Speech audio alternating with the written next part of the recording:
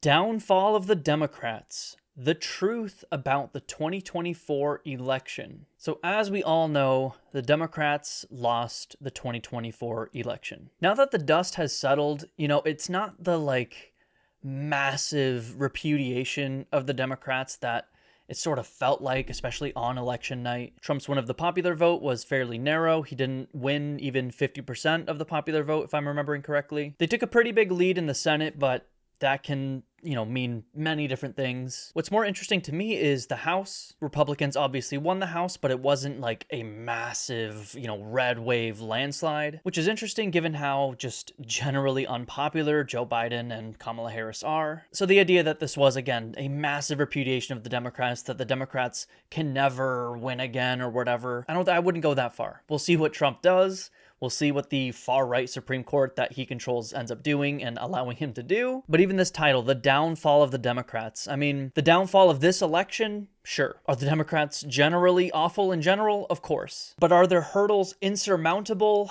I don't think so. Their hurdles are much bigger than anything the Republicans have to deal with. What's scary to me most of all is this massive, right-wing media machine. Even calling it a machine feels kind of off because it's not necessarily like there is a machine, and that's scary and damaging and terrible, but it's the stuff around the machine that's even scarier. The fact that every content creator is just right-wing or right-wing adjacent or centrist, meaning they're just right-wing, especially among male content creators that sort of I'm around. Lots of reactionary sentiment everywhere. Other progressive content creators have talked about this, but every, history podcast, every gaming, show, 90% of them are right-wing or right adjacent or centrist, which just means right-wing. And all of this is because, and I don't use this term lightly, we seem to have entered a post-truth world where studies, evidence, verifiable facts don't seem to matter to people anymore, or at least a lot of people. The right-wing media machine has made it so you can just say, nope, that is woke, and huge amounts of the population will just take it at face value. Any study or piece of evidence that remotely means some progressive idea is true versus a Republican idea or a conservative idea, it's woke, it's bad, it's wrong. Anyway, I'm rambling. Let's get into this video from Shoe on Head. I don't know what to predict here. I've only seen 2 Shoe on Head videos, and I follow her on Twitter. She hasn't been very active on Twitter recently. I don't know why. I think she got married and had a kid. But either way, from what I remember of her Twitter, it was fairly progressive stuff overall, which is sort of weird. And the videos I watched from her, she came off kind of progressive in some ways. Some little, tidbits of radical centrist reactionary stuff a little bit here and there. I think she was super, anti-SJW back in the day. I think she's moved on from that. We'll see where this goes, but she's definitely someone where I don't know what to predict from this video. I guess what I hope it's not is her going the Fox News, or not the Fox News, but the liberal news outlets, your CNNs, your Bill Maher's, etc., going, the reason the Democrats lost is because they talked too much about trans issues, that they were too woke. Kamala Harris ran the most fucking right-wing campaign I've ever seen a Democrat run at anywhere, at any point. That's hyperbole, but it was incredibly right-wing. It was baffling from the jump. I thought in the back of my head this whole election cycle, I was like, there's no way they would be doing this if they weren't really sure that this would work, that they could capture some massive never Trump Republican audience that I didn't think existed. Some massive play to get right-leaning independents that, again, will never vote for you, was what I was thinking, and it ended up being the truth. So what ended up happening was she alienated a lot of people in a lot of different ways. I don't know. I don't want to get into my opinions on Kamala Harris's terrible campaign. It was a terrible campaign. I still think, anyone with a reasonably working brain should have voted for her above Donald Trump, or voted for her versus not voting at all. But the reality is, yeah, she ran a bad campaign. The Democrats ran a bad campaign. But if this video is gonna be they were too woke, I'll be pretty disappointed. I know a lot of her audience is sort of reactionary. I'm hoping she doesn't get audience captured or something. But enough blabbing from me. Let's get into the video. Downfall of the Democrats. The truth about the 2020 election. Let's do it.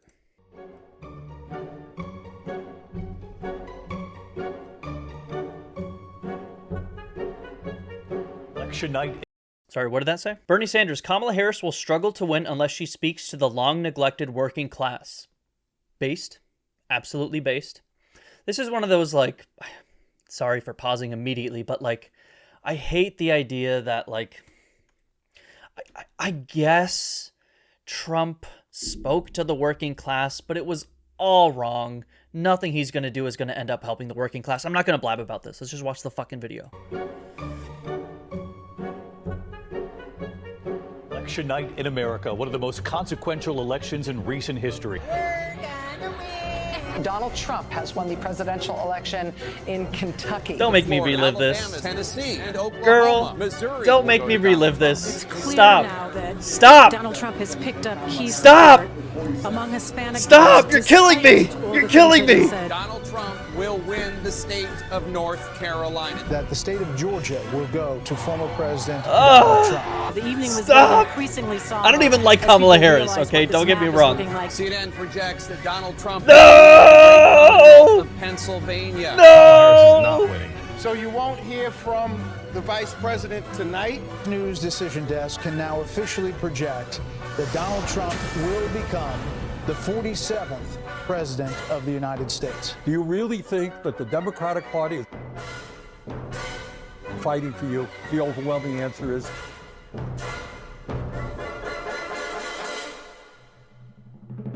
no.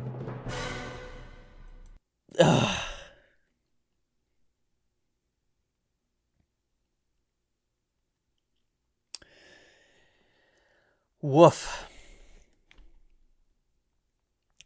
I am still of the opinion, okay, two things can be true. One, the Democrats and Kamala Harris should have run a better campaign. This is absolutely true. Two, they shouldn't have needed to. Man, it should have just been implicit, self-evident that you should not get Trump and the people he's going to install in any sort of power. The fact that that is not self-evident for, what, 75 million voters of Donald Trump, plus the countless tens of millions who just didn't vote at all. The fact that we have a population this ignorant, this uninformed, this misinformed is depressing. Now, don't get me wrong. Most of Kamala Harris's voters are fucking stupid. I'm fucking stupid, but there are levels to this. But that's the bigger problem to me than, the Democrats should have ran a better campaign. Sure, they should have, but they ran a shitty campaign. I fucking knew what to do. I read the assignment. Plenty of, tens of millions of people who voted for Kamala understood the assignment. Clearly, we have a problem in the United States and around the world. Don't get me wrong. This is not just me going, oh, Americans are stupid. Everyone is fucking stupid. These new institutions like social media, the human fucking brain did not evolve fast enough to understand this shit. Our technology evolved a lot faster than we had the capacity to keep up with. And yes, if you're choosing to vote for Donald Trump, you are a fucking idiot if you think this guy who shits in a golden toilet cares one single tiny fuck about you. Now, the Democrats don't either. Don't get me wrong. Voting for the Democrats is just like, you'll understand there's a harm reduction element to it. If you're also thinking like the Democrats are going to do good things, you're only like 1% less naive than the average Trump voter. Like if you're, a Democrat loyalist or whatever. No, they're fucking terrible neoliberals as well. Don't get me wrong. Anyway, I don't even know why I went down that tangent. Let's just watch.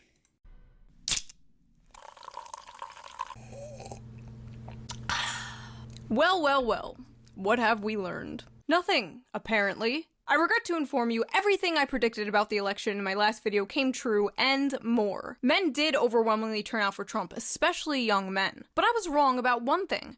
Young men weren't the only ones who came out in droves for Trump. Nearly everyone did. The madman took everything, every swing state, Pennsylvania, Georgia, my home state, New York, was closer to flipping red than Florida was to flipping blue. Turns out Dick Cheney as Brat wasn't the best message to win over voters. Dems did so bad it really had me thinking, damn, did we steal that election? So what happened?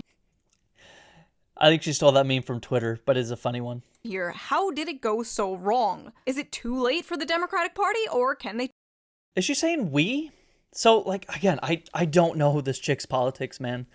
Like, I don't know if she intentionally toes the line to not alienate a bunch of her potential audience. Like, she's not going to say, Trump supporters, you're fucking stupid. Like, I will tell you. But is she just a generally progressive person? She used to have, like, left-wing commentary in her bio. She took that out. But she's saying we, like she's more aligned with the Democrats, which would be a good thing. I would hope that, I hope some fucking YouTube content creators are more progressive leaning, because 99% of them are fucking reactionary. But just say it with your full chest, girl.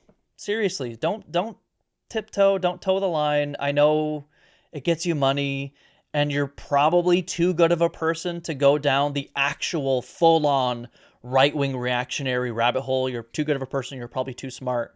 But don't tiptoe just because you want, or maybe, I'm not going to tell you what to do. Look, you've got 2 million subscribers. I have like 3. If you feel this is the right way to engage with that audience, please do it. If that's your intention, then good, I guess. I guess I would prefer being a little more straightforward, dare I say honest, about your political leanings, which I guess I have not watched too many Shoe and Head videos. Maybe she does get into that more. Maybe she'll get into that more in this video. Let's see. I gotta stop fucking pausing. Turn this around? Will the Democrats learn from this, or will they double down and get worse? In this video, I'm going to go through all the excuses and the copes the Democrats and the broader left are coming up with to avoid accountability. Read some silly tweets, watch some silly news clips, and even give the Democratic Party some advice on how to win 2028. Don't.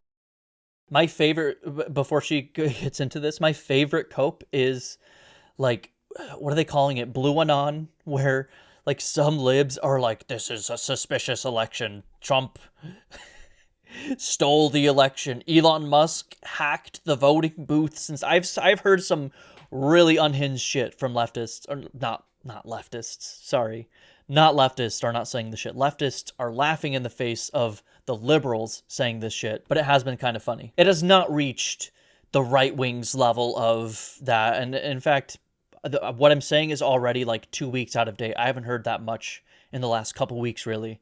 But shortly after the election, the liberals coming out going, they stole the election, was kind of funny to me. Depressing, because, I mean, shit's gonna get pretty bad in this next Trump term and beyond.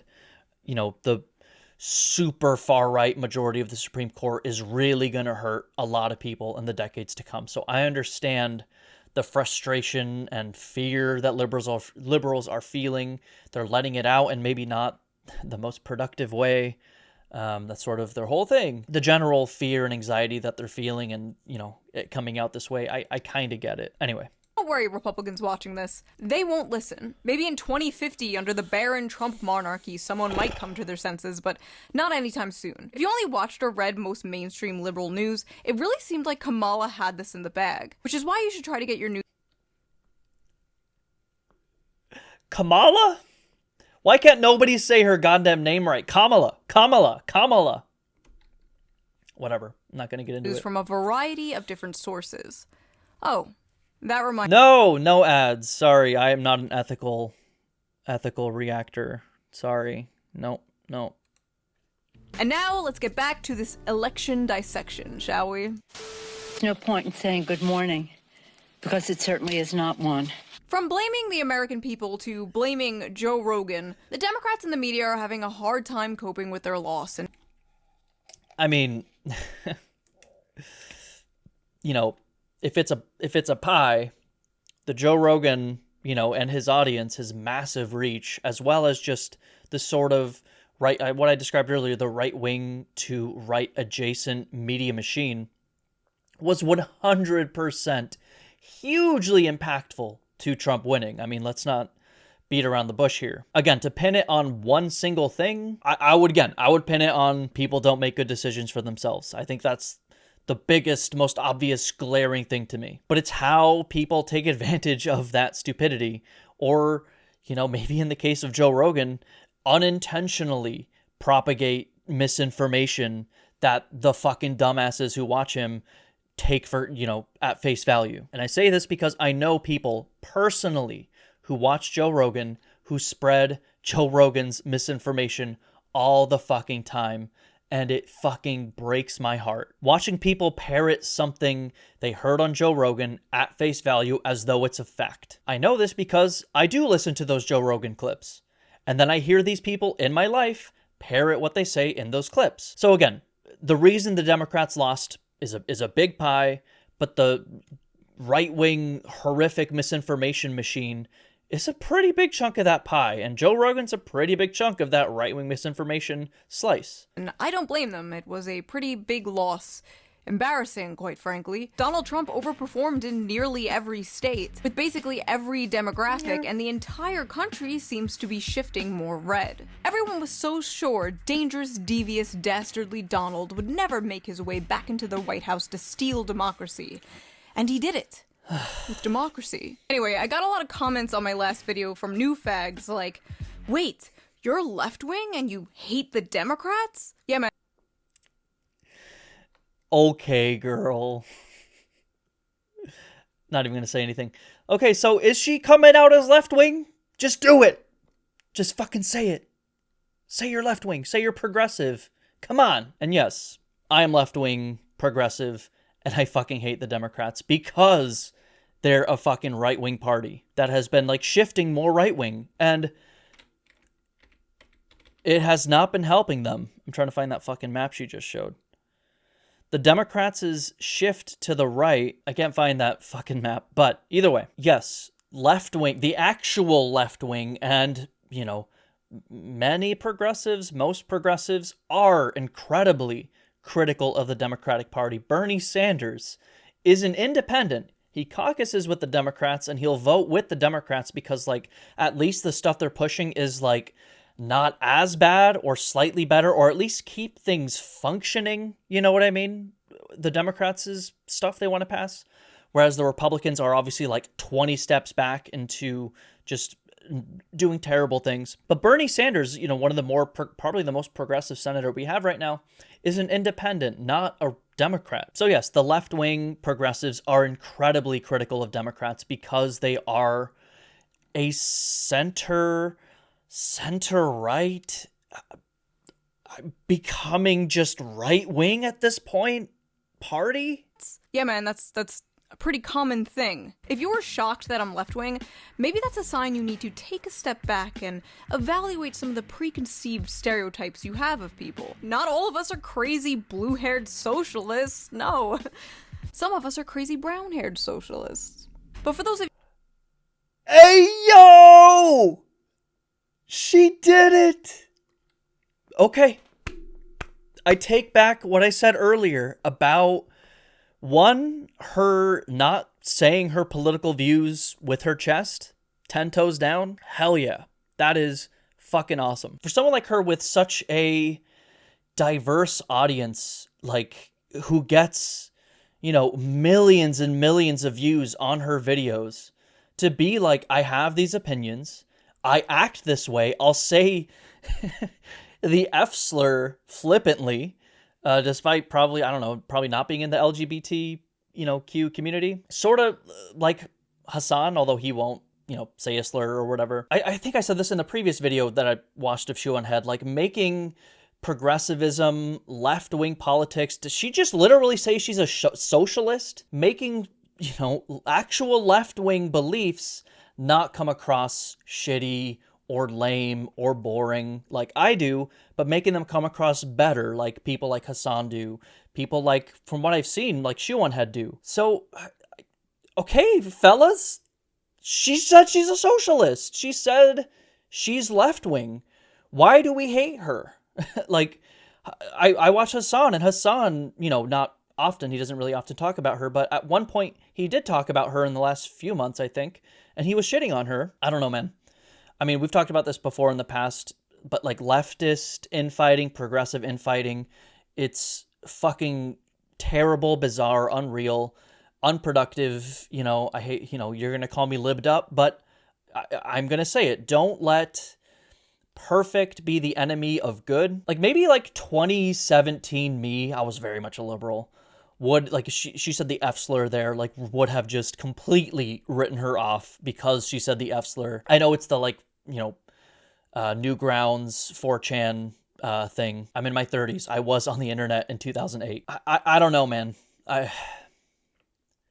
Obviously, you can call yourself left-wing and not be left-wing. You can call yourself a socialist and not be a socialist. It's a term I've used to describe myself, but many socialists would not call me a socialist. They would just throw me off, you know, write me off and call me a liberal. You've got like people like the MAGA communists and stuff who call themselves communists who are just fucking reactionaries. So I understand there's nuance to this, but again, from what I've seen of her, like Twitter, like I said, from what I've seen in the few videos I've seen from her, she seems ostensibly progressive. Like I said, my only criticism was I felt like she was tiptoeing, but her coming out and explicitly saying, I am left-wing, I am a socialist, I think is huge. I don't know if this is just like the post-Trump effect, if she said this in previous videos, but I think this is a damn good thing for the progressive movement. I'm going to be totally and completely honest with y'all. Someone like her with this much reach, with this much of an audience, talking about videos about like young men, like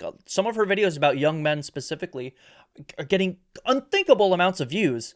And for her to capture that audience and then say, hey, look at me, I am a fucking a left-wing socialist, I think is good for the cause. Is she perfect? No, probably not. She did just say the F slur. I mean, I think she uses the R slur as well. I mean, it is what it is. But I talked about this in a previous video too. Like, I think that like progressives, the left especially, are kind of done pearl clutching.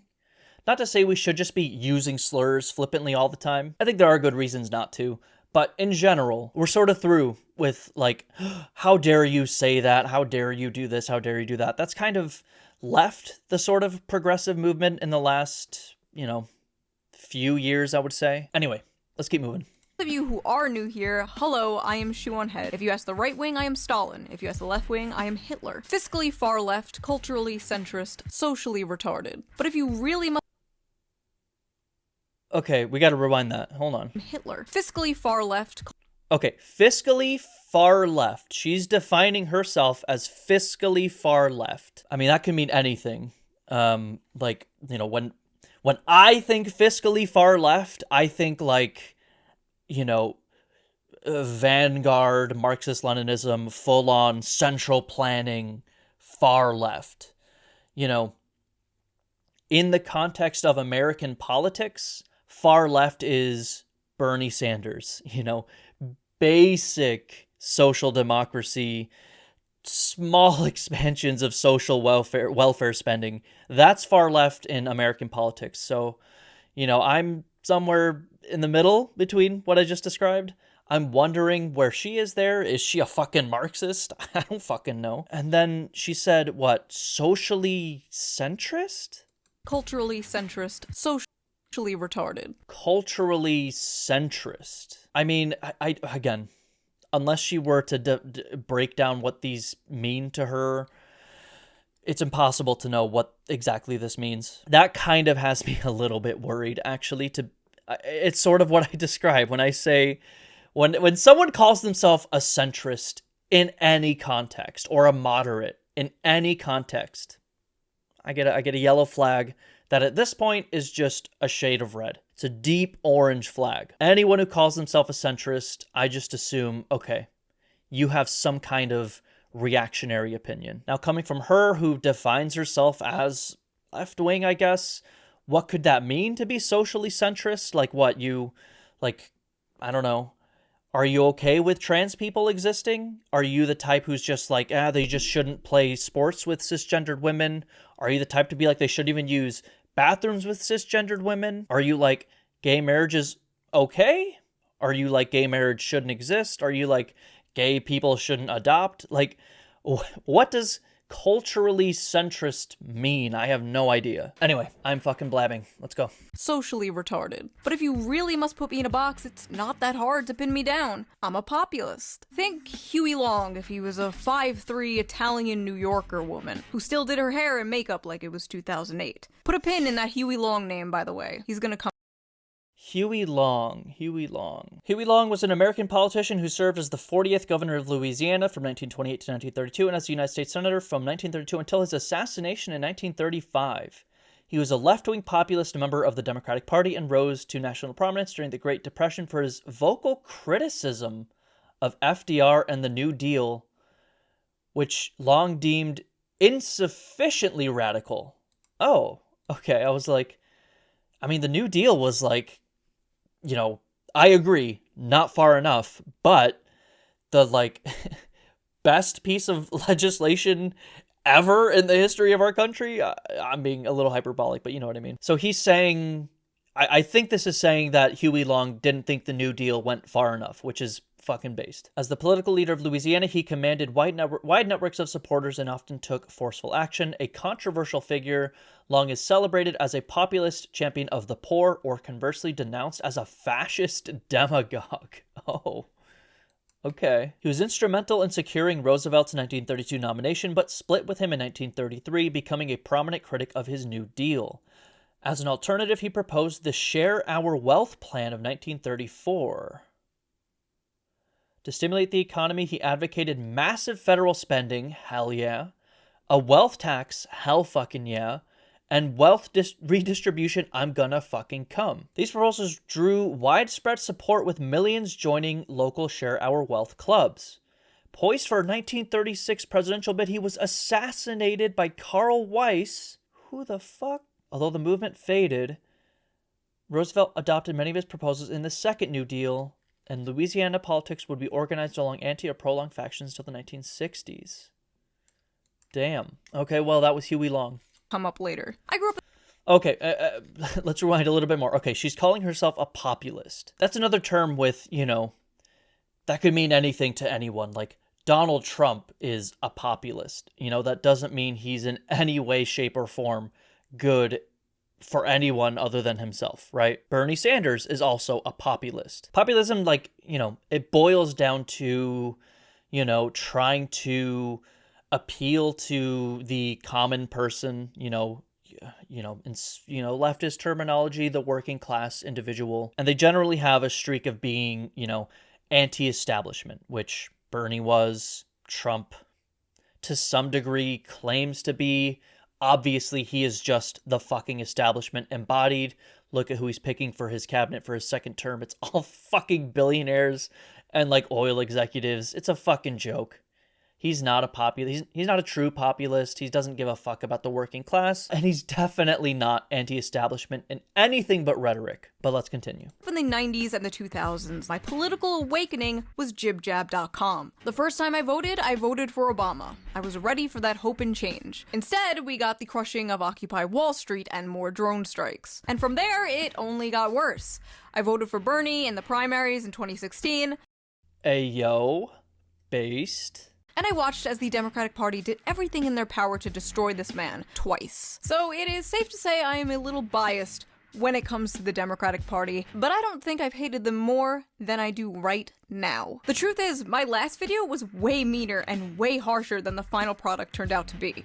I don't know what video she's talking about. I did not watch this, so. When I showed the video to my assistant, he basically had an intervention with me and he was like, listen, you need to soften this up a bit. It's a few days before the election. You went too hard. Well, the election is over. And I'm sorry, River, but I'm going hard.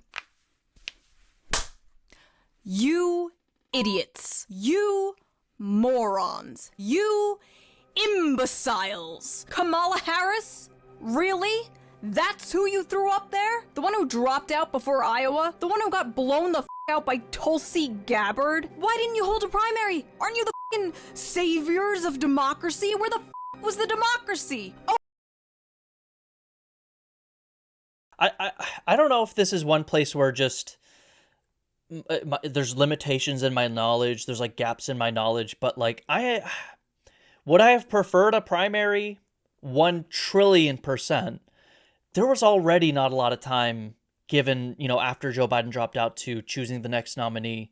And then, like, that truncated campaign was one of the reasons Kamala Harris lost. Like, presenting herself to America or whatever was some of the rhetoric political commentators have used, there just wasn't really enough time to do that. And like, despite that, she still got like, I mean, I'm just thinking off the top of my head, what the like third or like fourth most amount of votes a presidential candidate has ever had in the United States. I pulled that out of my ass. I could be wrong, and I know the population increases over time. I get it. I think her broader point I agree with. We should have had a primary. It would have worked if Joe Biden had dropped out sooner. Like, I think given when Joe Biden dropped out, what they did was probably the right thing to do. I maybe it wasn't. I don't have a crystal ball, okay? I don't know for sure. But I'm thinking just like strictly winning this election, like you do only have a certain amount of time between the day Joe Biden dropped out and the election. So running a full primary, picking a candidate, like, and then having to introduce that candidate to the fucking national stage would have been difficult. And Kamala Harris ultimately did get close, you know, close-ish. You know, she lost those states. Technically, she lost the states. But, you know, by margins of thousands of votes. She did get millions of votes in those states anyway. Popular vote was a very thin margin. So from when Joe Biden dropped out, should they have done a primary? My gut says probably not. I would have wanted one. And if everyone in the American public was constantly paying attention to politics and keeping themselves informed, maybe it wouldn't have mattered. But that's just not the reality we live in. You have to play with the hand that's dealt to you. Should the Democrats have urged Joe Biden to drop out sooner, do a primary earlier, maybe in the spring, or, you know, even earlier, start that ball rolling? Yes, absolutely. Oh, big congratulations to Tim Walz on being the first white male DEI hire. It didn't work. The DNC completely neutered that guy. Good fucking point. Yeah, they brought in Tim Walz to, like, I don't know, appeal to progressives, and then like after a week they like someone who is a great communicator of progressive messaging, which is obviously not what the Kamala Harris campaign and the Democrats wanted to do. They, like I said, ended up running a very right-wing campaign. So they took this guy who was like, if I remember, like polling pretty well among like independents and just voters in general. He was likable. He was a good speaker, especially compared to like Kamala Harris, who came off very inauthentic and wooden. You put Tim Walz on like Joe Rogan to try and get some of those very impressionable young men like to understand your side a little bit better than Kamala Harris could ever explain, which one, she's not a real progressive. She doesn't really have any good desires or policy positions that will help the working class. Obviously, Republicans don't either. The problem with Kamala Harris and her ilk in the Democratic Party are that they're too similar to the Republican Party. But Tim Walz is a real progressive, someone who has, in his state of Minnesota, done and passed real legislation that helps the working class. Things like, the big policy position or like the big win that a lot of progressives are happy about with what he did in Minnesota was like free school lunches for, Minnesota children. That's something Kamala Harris would never fucking do. But that's something that helps working class people. It helps children. It helps get people out of these cycles of poverty. But they didn't do any of that. They shoved him into a corner, made him shut up, and ignored him almost completely. They sent him on like the Rich Eisen show, which you've never even heard of the Rich Eisen show. So why would they send him on the Rich Eisen show? The Rich Eisen show is a football podcast. And I remember seeing that podcast. It was like a day old and had like 3,000 views. And I was like, this is like, a couple weeks before the election. I was like, this is where they're sending Tim Walz, their fucking ace? This is what they're doing with him? Just, I could go on and on. Just a cavalcade of bad decisions by the Kamala Harris campaign and the Democratic Party in general. Ugh. Just sad, man. Just fucking sad. Introduced him to this weird token white man. Hello, fellow men, I too play football. But hey, men weren't the only demographic you completely dropped the ball with. Trump made incredible gains with women, too. Oh, and all those never-Trumpers you tried to court, the people who like the old, respectable GOP. The old, respectable GOP that led us into a pointless war that cost us trillions of dollars and millions of lives. But we're at least nice on Twitter. That GOP. Yeah, they didn't come out and vote for your ass either. So you got Liz Cheney to tag along for what? For f***ing what? You raised $1 billion and ended up $20 million in debt? Where the hell did all that money go? Maybe you should have blown it. I didn't even hear about that one. Holy shit. On celebrity appearances that did nothing. Or maybe it was spending 6 figures on a single-use set for the Call Her Daddy podcast that didn't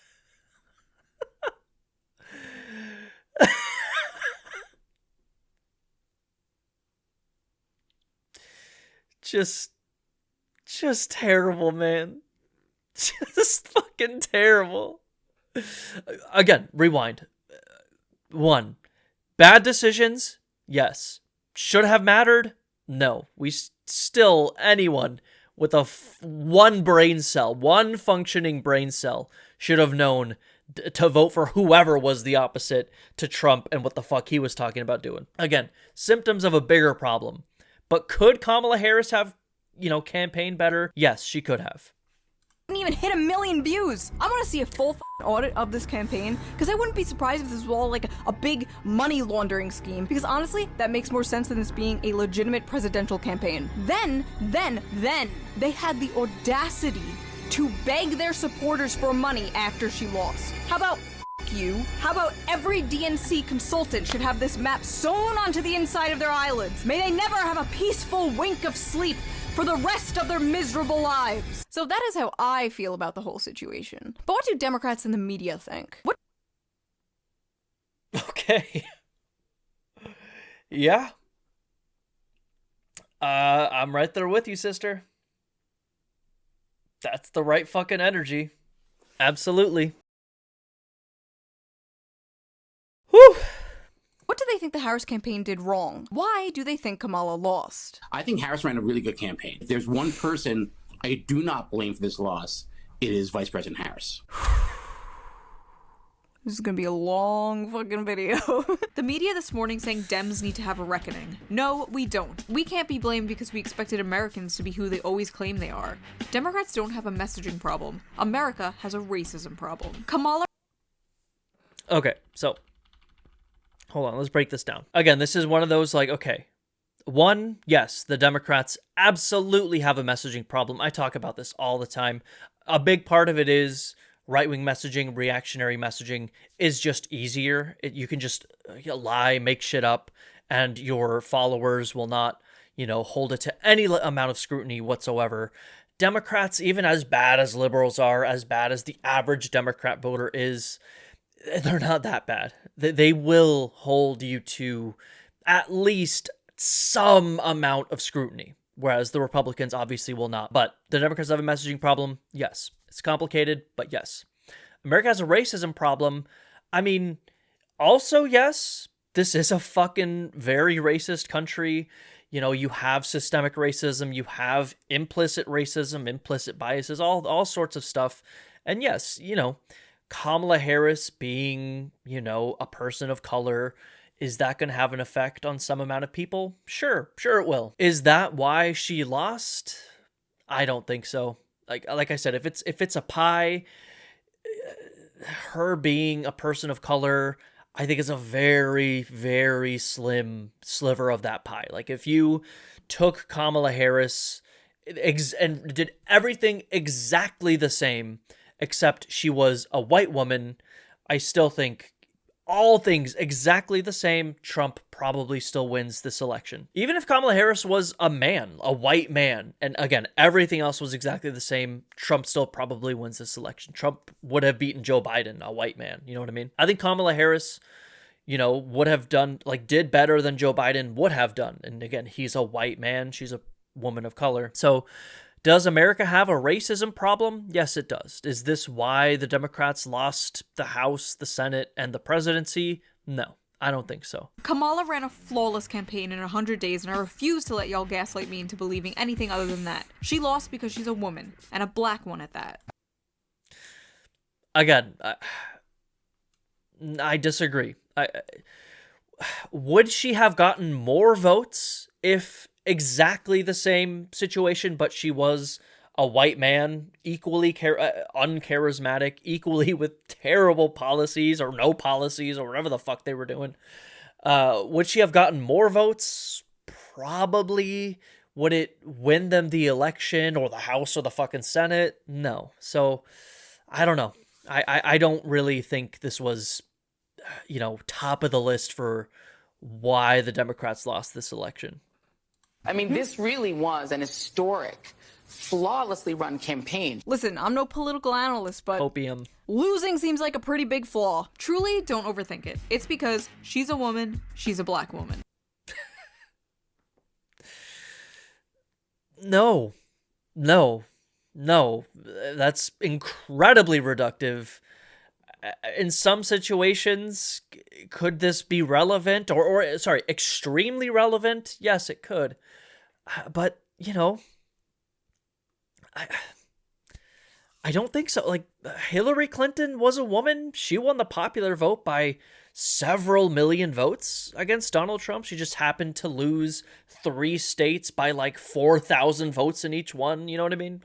Hyperbolic, but you know what I mean? And then, you know, we've had a person of color president. Obama won both times. Now, again, that's not me saying we're not a fucking racist country, that people, men and women, are not incredibly misogynistic. I'm not saying that at all. Those things are true. Is that why Kamala Harris and the Democrats lost this time around? No. Don't overthink it. In fact, don't think about it at all. And Kamala Harris lived up to our dreams. Don't let anyone tell you otherwise. She ran a remarkable 107-day emergency campaign full of joy and hope. Kamala Harris was the perfect candidate, and she ran a beautiful campaign of joy, empathy, and unity. Joy and empathy and unity doesn't motivate people to go to the polls. No wonder Republicans had incredible turnout and so many Democrats stayed home. This isn't Steven's universe. You just can't, like, joy and empathy and unity your way out of not being able to afford food for your family. CNN has a story titled, "Where are the Harris..." You know, I am not of the opinion that, like, Joe Biden had a machine and a lever he pulled that made groceries expensive, you know.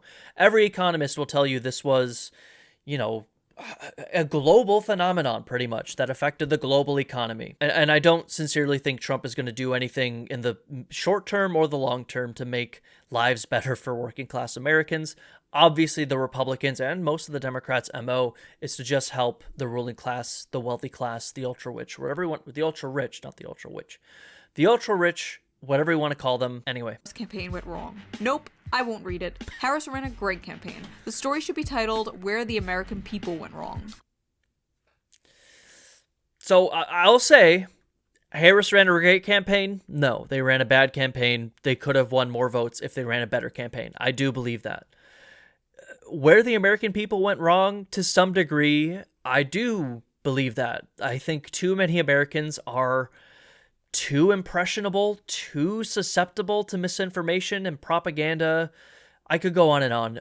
Too dismissive of, again, you know, studies, science, academic institutions. We have a big problem of anti-intellectualism. Again, the right-wing media machine has done a great job at labeling everything not fucking reactionary as woke, and so many people will just go, oh, I don't want to listen to that study, I don't want to listen to that news report that's explaining something factual because it's woke. You know what I mean? So yes, they ran a bad campaign where they could have won the election by getting more votes, by doing better things. Yes.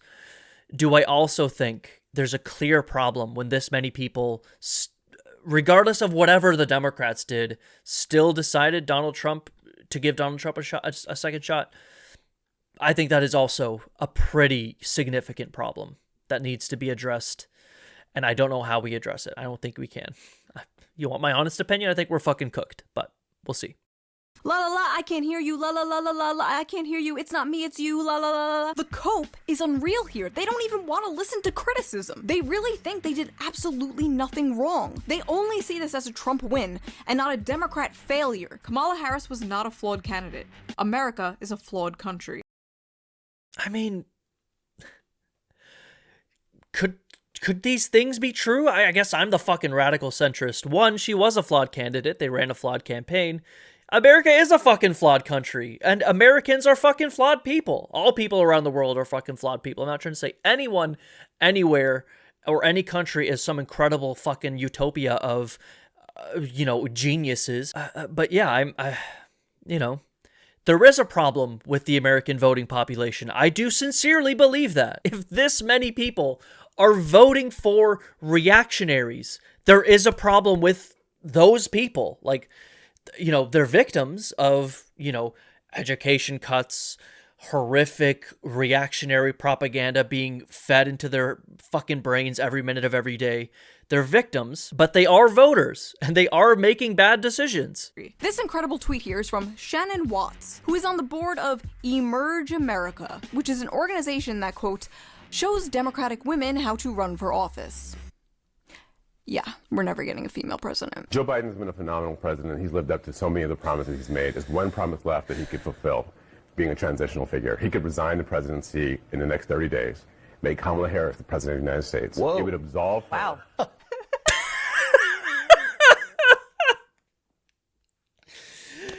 Oh, I'm Brian Kilme. Again, I'm Brian Kilme. I've heard that separately, like some libs on Twitter going, Joe Biden should resign and still make Kamala the first female president or whatever the fuck. Just absolute fucking nonsense, man. What the f*** is this Make-A-Wish president shit? Like she's a little kid who wants to play pretend. Oh, just let her for a few days. What? Please tell me we're not gonna get the first female president out of pity. Well done, America. You failed them both. The people cannot let politicians down. That's not how this works. I'll agree with Shu here on that specific, you know, analysis of that tweet. Should, again, fuck Hillary Clinton to hell and Kamala Harris. Detest them. Don't mistake me thinking, you know, the right decision was to vote for them over Donald Trump as saying they're great or good or anything positive. Again, we're talking about, like, how big of a pile of shit do you want to eat? Do you want to eat, you know, this big of a pile of shit or this big of a pile of shit? It's like, well, if I have to eat one, I'll eat the smaller one. I guess it's better. They're both still giant piles of shit. You know, one is the size of the Empire State Building. The other's the size of, you know, a thermos. They're both piles of shit, and I don't want to eat either, but one is worse. One is even a lot worse. I'll say the Empire State Building sized one is a lot worse. And yes, I would vote to eat the smaller one if you had a gun to my head and said, like, I have to pick one. Or like everyone suffers in hell for eternity and I have to pick one. You know, well, I'll urge everyone to pick the smaller one. But don't get me wrong, they're both still piles of shit. As a politician, you are not owed anyone's vote. You have to earn it, and evidently she didn't earn it. I agree with that, and Hassan has said the same thing. I'm a Hassan viewer. Hassan has said the exact same thing, and like, I agree to a point. Yes, you should have to earn it, but you should also just be fucking smart enough, or like a good enough critical thinker. And I don't think that's a high bar to see Donald Trump and go, no, him and Republicans, again, like I said, just should not be in any sort of power.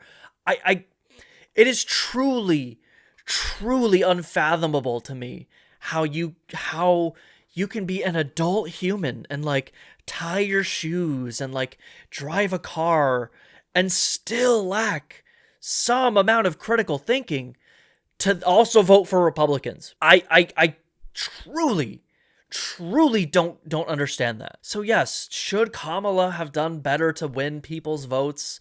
Yes, but like, I voted for her. Shu, I'm guessing, voted for her, despite them running a bad campaign. So no, I do think some of the blame falls on, like, voters being just fucking dumb, ignorant. You know, dumb is reductive. Let's go with ignorant, undereducated, underinformed. Now, and again, like, why does that happen? You know, education cuts, sure.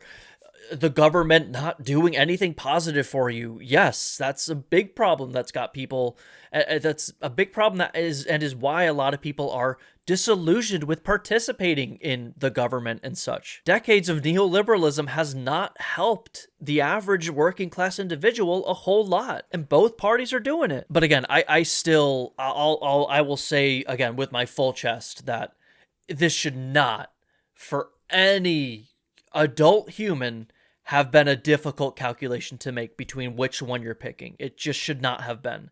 That's its own massive fucking problem, in my opinion. Already went through this in 2016. Donald Trump beat both female candidates. Donald iron sealing Trump. It's not our fault the female candidate. I have thought about this. It is like, you know, I don't want to say like we live in a simulation or this is a fucking weirdo TV show or something, but like, man, the guy who's like known for being a rapist, incredibly misogynistic, everything about Donald Trump and his relationship with women, the fact that this guy, of like anyone in human history, beat two women who were set to be the first women presidents of the United States is some dramatic irony. I don't fucking know. It is something. You know what I mean? Anyway. Candidates you're putting up are dog shit. Give us some good female candidates and maybe people will vote for them. At this rate, the first female president is going to be a Republican. Mark my words, it's bound to happen. And if it doesn't happen, this was a joke. One of the groups that showed up overwhelmingly for Trump was Latinos. One of the major stories of the results is the significant surge in support for Trump among Latino voters. Trump nearly erased the Democratic advantage in this group, narrowing the gap from 33 points to just 8. I'm Brian fucking Kill Me. This is what I think of when I see like Latino people voting for Trump. It is depressing because you'll hear their interviews and like the interviewer will go, well, he's talking about mass deportations. And like, you know, the like Latino Americans are like, no, he's only going to deport the criminals. And it's just like, wow. Absolute naivete, again, ignorance, that you think, one, he can like determine that. Two, God, are you listening to these fucking people? They don't want to just deport the fucking criminals. They also want to do denationalization. So they want to take people who are lawful American citizens and strip their citizenship away. No, dog, they're coming after you. They're coming after your abuelita. They're coming after fucking everyone. This is not a game. This is not a joke. They're going to do some pretty fucking horrible, disgusting shit. The only question is, how horrible is it going to get? We saw horrible stuff in the first Trump admin. I think it's going to be 10 times worse, this whole mass deportation thing. Like, what are you going to do? You're going to be door knocking? You're going to be setting up concentration camps? It's insane. It's going to get really bad. Democrats going to build the wall 50 times higher after that one. We have to have a very, very uncomfortable conversation about Latino voters in this country. Me watching him deport the Latinos and the Arab Americans after they voted. I hate this sentiment.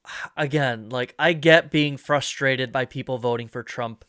If you've been watching this video up until this point, you can tell I am very frustrated by people voting for Trump. But Trump voters are also victims. And like this, dumbass lib shit, I don't think it's reflective of actual progressive values in any capacity. Progressive values are everyone deserves to be treated with dignity and respect and get healthcare. Doesn't matter who you are, what you've done, you deserve those things. And this just spits in the face of all of that. Just completely antithetical to everything, I believe in, that everything progressives I think should believe in. And it's sad, it's gross. I have seen a lot of this stuff from liberals. To be the most charitable, I get being frustrated by people voting for Trump who, again, shouldn't have. No one should have voted for Trump. But to want them to suffer, the people who are victims, who will be victims of the systemic violence that will be inflicted upon them, it's just not at all conducive to a progressive worldview, in my opinion. For him. And Cinco de Mayo.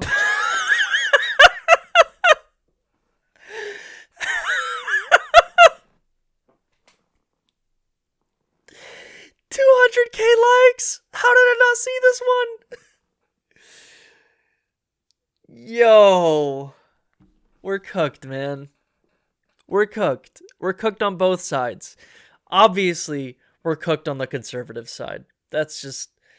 We're so fucked. It's so bad there. But like, man, we're also cooked on the liberal side. It's fucking over, man. It's just over.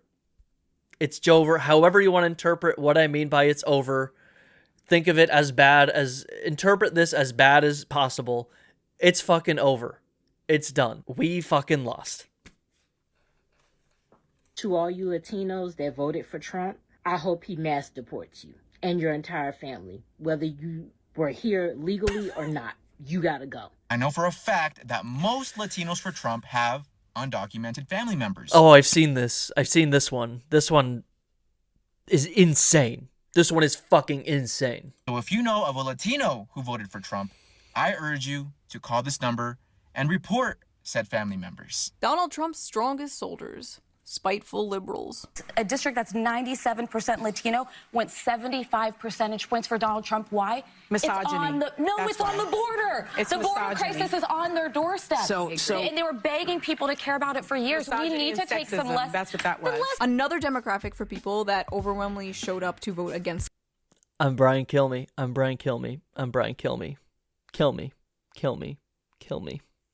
Kamala were Muslim. Say her name right, bro. Come on, Kamala. Like, whatever. In a Michigan-specific poll of 502 registered Muslim voters, Stein got 59% support, followed by Trump at 22%, and Harris with a tiny 14% of the vote. The results show significant backlash to the Biden administration's handling of Israel's brutal war in Gaza, which has killed at least 43,508 Palestinians, including more than 16,765 children, as well as how the Harris campaign chose to tackle the issue. So how exactly did they tackle that issue? Why, sending that old pervert freak Bill Clinton up to Michigan to talk down to Muslims about Palestine. I understand why young Palestinian and Arab Americans in Michigan think too many people have died. I get that. But Muslims really said, we hate you more than the guy that talked about a Muslim ban. Just a side note, look at this guy. It's like he hasn't had his daily dose of adrenochrome in a week. Someone get this man.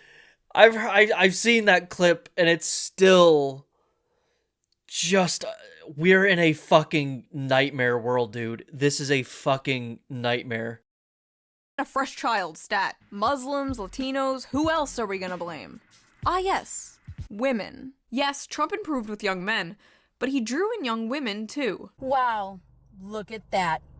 52% of all women who look like me are f***ing stupid. Despite making abortion the #1 issue in her campaign, despite Brat Summer, despite the white women for Harris Zoom calls, and most of all despite the Taylor Swift endorsement, Harris only managed to get +8 with women. Despite it all, many women came out to support Trump, especially Gen Z women. In 2020, 30% of young women voted for Trump. In 2024, 40% of young women voted for Trump. In fact, so many women voted for him that women on TikTok started wearing blue bracelets to signal to other women that they were one of the good ones who didn't vote for Trump. Swifties, I'm buying as many blue beads and blue hearts as I can, and I'm gonna make bracelets so we know who we can trust. Yeah. Anyway, some young women in response to Look, Shu. The second Trump admin's gonna be bad, okay? That's the reality. And is laughing at liberals being liberals funny sometimes? Of course it is. I'm right there with you, but shit's gonna get bad, man. I guess for like the white, affluent, middle-class liberal, it's not gonna get that bad. And if they're worried about their own lives, I mean, like there are things like abortion. You know, if you're LGBTQ, things are gonna get worse for you as well. But if you're thinking about like, oh, my life's gonna get terrible, I'm really scared for myself, I don't know. You're not really who's gonna be affected by a lot of this stuff. Like, obviously, Trump, like right-wing, you know, economic policies are gonna hurt you and things like that. But it's like other people, other marginalized people who are going to be hurt more by these, you know, types of things. Like my fear and worry of the second Trump term and like, I don't know, the descent into fascism, however fast we go, you know, it's not because like I think something really bad is going to happen to me. I'm sad about the people in our country and all around the world who are going to be affected by this shit, by the continuation of like global exploitation, in-house worker exploitation, you know, keeping people marginalized, LGBTQ people, banning things like women's bodily autonomy, all sorts of stuff. I don't even know what I'm getting at. I think I'm just trying to say that, like, what really should pain you is like the long-lasting ripples and repercussions of a second Trump presidency and how many people are going to be hurt by that. Even if you're not going to be hurt by that as much as others, you really should feel horrified by what harm is going to befall other people. I don't know if I said that right, but hopefully someone understands what I'm trying to get at. Trump's victory are starting to get into the 4B movement. A movement started in South Korea. Basically MGTOW for women. Women giving up on dating men, having sex with men, having babies, marriage, whatever.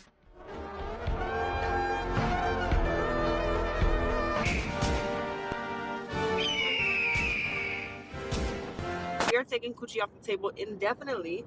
Cancel all future plans with men. 4B is where it's at. Use their own stupid traditional views against them. Say that you don't want sex before marriage. Say that you are waiting for the right man. They will be seething because they are sexually dependent on women who they call sluts. See, this is the best angle. No sex before marriage. Give them what they voted for. So conservatives won the election and women are threatening to not sleep around. It kind of seems like the conservatives won a little more than just the election. I might do a whole video on the 4B movement. Tell me if you're interested in that. I don't know. Anyway, young men did come out and support Trump, and apparently for the reasons I and many others predicted. We asked young men why they voted for Donald Trump. Here's what they said. Nick Sumners, a 21-year-old cosmetic car repairman from Virginia, says he is pro-choice, but when he voted in the 2024 presidential election, he did so for Donald Trump. Despite his personal beliefs, he says that Trump talks about the American people in a way that resonates with him, without, in his opinion, faulting him for his gender and sexual orientation. I'm a straight white man, and I feel like we take the blame for a lot of things. Of course there are bad guys, he adds, insisting that he's not one of them just because he voted for Trump, but what appealed to him about Donald Trump was that his campaign was not coming after us. He was highlighting the American people, which we are. It doesn't matter what color you are, what you may identify as. Since I wasn't excluded, I resonated with it. See? That is a dumb person. I don't care. I don't care. If I'm going to get canceled, that is a fucking idiot. Okay? That person is not informed enough to make an informed decision on who they should vote for. It's just the truth. When you tell a young white guy, hey, you're an oppressor, and because you're white, you have privileges that your black and Hispanic peers didn't have, and you're inherently at fault, or you're guilty for that, which is what a lot of the left wings or Democrats are saying. We're not... No, this is, like, do you see my mouse? This is not what a lot of the left wings or Democrats are saying. They're not saying you're inherently at fault or you're guilty of something. Yeah, I mean, you are, as a white person, you do have, you know, systemic privileges that people of color in this country don't have for a variety of reasons. That's just the truth. But that's harder to message than... No, everything's fine, you're perfect as you are, straight white male, you're perfect as you are, you're perfect as you are, you're perfect as you are, you're perfect as you are. That's easy. That's easy. That's fucking easy to message. To go, no, systemic racism is real. Coming out of my mouth already fucking bored me. And I'm someone who believes in these things, understands these things, and tries to communicate these things. It's much harder to say that in a nuanced way that doesn't come across as... saying you're inherently at fault or you're guilty of something. Like I guess I can see why an average person might interpret someone saying systemic racism exists as meaning some of these things, but it's just not what the reality is. We're not racist, we're not misogynistic. I mean, see, this is, again, I have to say, actually, we all kind of are racist. I know that you're not saying the N-word to black people's faces, but the racism's a little more than just that. And misogynistic, you're not just like smacking a woman on the ass as she walks by, but, you know, misogyny is a little bit more than just that. But that's boring, that's complex, that takes nuance, that takes time, and no one wants to fucking hear that shit. They want to hear you're not racist. Everyone wants to be complimented, and the fucking right gets to just say, you know, you're not racist, you're not misogynistic, you're perfect as you are, blah, blah, blah, blah, blah, blah. It's much easier for them, and so people like him, whoever said this, of course is going to that is going to resonate more to them than someone like me going, actually, of course not. Of course that's not going to fucking resonate. How do you make it resonate? Maybe you can make it fun. Maybe you could make it interesting. Maybe you can make it cool. People like Hassan do that. Shu, maybe she does stuff like that. I don't watch enough of her content to really know. I certainly don't do that. Clearly, you're watching this video. You know who I am to some degree. But I don't think there's a way to, put lipstick on the progressive messaging pig. You know what I mean? I don't know. To put it this way, I don't know if it's... I don't know if we can win on messaging alone. That's just harder for us. It will always be harder for us. I think people just need to be smarter. People just need to be better at disseminating information. People need to be more intellectually curious and willing to trust people worthy of being trusted. Like, that's the other thing. It's just like people can't determine what's a reliable, accurate source versus one that isn't. So that's the real problem. We got to get people to be smarter. I hate to say it. You can call it reductive to just say everyone's fucking stupid, but I think everyone's just fucking stupid. And I'm sorry if you hear that and go, wow, what a fucking elitist asshole. I've said multiple times that I also think I'm too stupid. I wish we had better education and more access to education. I wish our teachers were better, that our curricula were better. I wish that people in the media were smarter and better. I wish that everyone was smarter and better. Ugh. Racist, we're not misogynistic, we're just normal people. And we are friends with everyone. We're tired of hearing a lot of this BS from a lot on the far left. I feel like there's this cultural frustration that young men have that they're not allowed to be young men. I hope the male loneliness epidemic eats you MAGA scum alive. I hope you feel a hole in your soul and feel unloved until your dying day. I hope you rot in your deathbed, wondering why women looked at you like you had rabies your whole life as your eyes closed for the last. I'm not gonna defend this. All I'll say is we should be frustrated by Trump winning the margins that he won or whatever the fuck with whatever demographic, but this is not good or healthy. So time. Unfortunately, the all men suck branding just isn't good for getting men to ally with you. Oh no, it can't be! Is that the consequences of my own actions? Yes, the reasonable and rational men know you aren't talking about them, but maybe it's time to realize that most men aren't reasonable and rational. How do you speak to most people aren't reasonable or rational. I'll say that. Young men when they're literally Nazis? Why are Gen Z males the f***ing Hitler youth? How do we get young men to get on board with the young men eat shit and die movement? Hear me out. Maybe not calling them Hitler youth? I'll push back on Shu a little bit here. Like, one, those tweets, they're going into their own spaces. So, like, I don't know how many, young men who would see that like in their algorithm, you know what I mean? I saw that in my algorithm, that last one. I guess what I'm trying to say is, like, let's say they were the Hitler youth or whatever, and like there is a problem with just people, forget young men, forget whatever, just any demographic, just being dumb and making bad decisions. Are we just not supposed to say that? Are we not supposed to say you're making, like, if someone, I don't fucking know, man. If someone is racist, are we not supposed to say it? I don't know. I understand trying to win the messaging game, but like reality is reality. And someone posting a tweet that, might be hyperbolic, but maybe is fucking, somewhat tangentially true.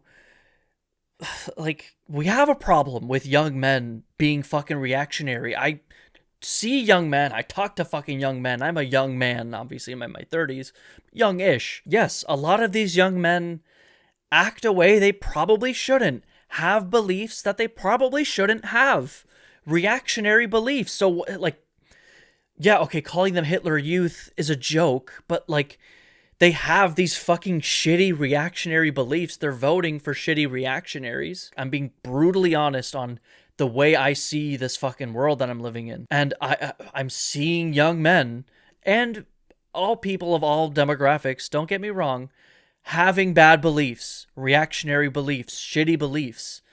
I'm not going to pretend like that's not the reality.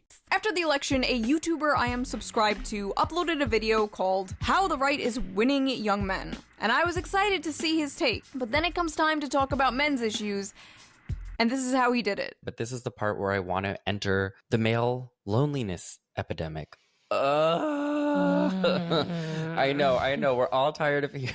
The entire idea of the male loneliness epidemic is it's this idea that really centers men and men's feelings. The premise is quite a flawed premise to begin with. I agree. I also, I have such mixed feelings about this. I do. Unpopular though it is on the left to like give grace to the male loneliness epidemic. I have mixed feelings about it. I'm picking my words carefully so the leftists don't murder me. Like, don't rake me over the coals for this. But I think that I understand as much as I can understand a heterosexual man. Yeah, I think we found the answer to the video title. I have to pick my words carefully so my own movement doesn't attack me for caring about men's issues. You see the issue? If you can't talk about this without having to walk on eggshells in fear of your own allies ripping your head off, maybe that is part of the reason men are moving right. Also, I feel like this is really important to say. I don't think all these men are moving right. I think just a lot of them hate the Democratic Party and feel alienated from the left. So what was the overwhelming takeaway from the Democrats and the left? To actually start listening? But they're going to something worse. Like, I know that the Republicans are nicer to men or whatever, but they're worse. You called yourself a fucking socialist. You have to know they're worse.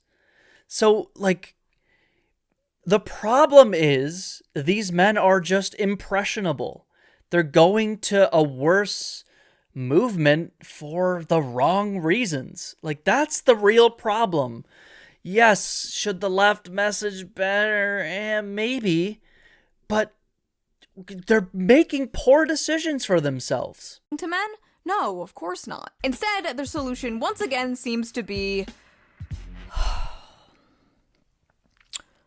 we need a liberal Joe Rogan. We need a liberal Joe Rogan, ASAP. We need a left-wing Rogan. Democrats are gonna keep losing until they have their own Joe Rogan, their own Elon Musk, until they create their own alternative to Fox News. People saying Harris should have done Joe Rogan are missing the point. That wouldn't have helped her. Liberals need to build their own Joe Rogan. Oh my god, we need a liberal Joe Rogan. You had a liberal Joe Rogan. His name was Joe Rogan, but he was too... It's another tweet I've seen around. You had the liberal Joe Rogan, he was Joe Rogan. He was never really a liberal or a progressive. People will be like, well, he supported Bernie Sanders. He supported Bernie Sanders strictly because he was like anti-establishment. There's no fucking universe where someone who only 4 years ago, a person who's an adult in their like fucking 50s, who supported Bernie Sanders 4 years ago is going to turn around and support Donald Trump if they, in any capacity, supported Bernie's policies. His policies, not his rhetoric, not his working class populism, his policies. The reason Joe Rogan liked Bernie Sanders was, one, Bernie Sanders went on his podcast, and Joe Rogan will like anyone who goes on his podcast. He's a fucking like little, I don't know what you want to call it, chameleon in that way. But he was anti-establishment. That's all that Joe Rogan probably really cared about. Like, you know, Bernie talked about legalizing weed. Maybe some of the populist sentiment, you know, worked with Joe Rogan. But there's no way you could, in one side of your mouth, endorse Bernie Sanders, the most left-wing politician, you know, we've had in an unthinkable amount of time reaching that level of national prominence, and then Donald fucking Trump, an extreme right-wing reactionary, instilling extreme right-wing reactionary policies, right-wing reactionary judges. No, we never had a liberal. I don't buy that for a fucking second. And on the other aspect of this conversation, yeah, I don't think a liberal Joe Rogan solves all of our problems. One, a liberal Joe Rogan could never exist. I said this earlier in this video, I'll say it all the fucking time.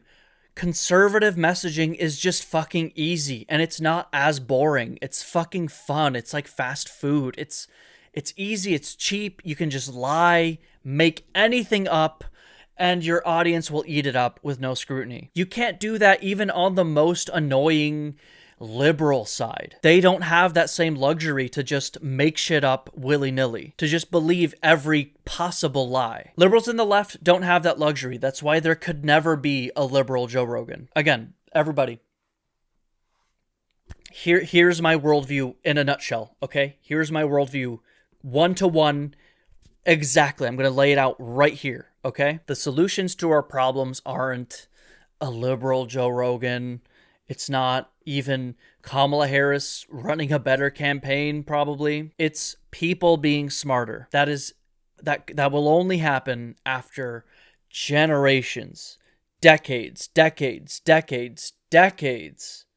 of investing in education, creating a population of solid information disseminators, well-educated people.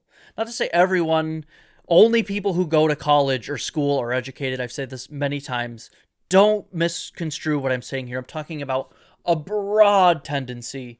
We should account and make our education better for non-traditional learners and stuff as well. Don't get me wrong. However, we can get them to be smarter, more educated, better at disseminating information, we have to get there.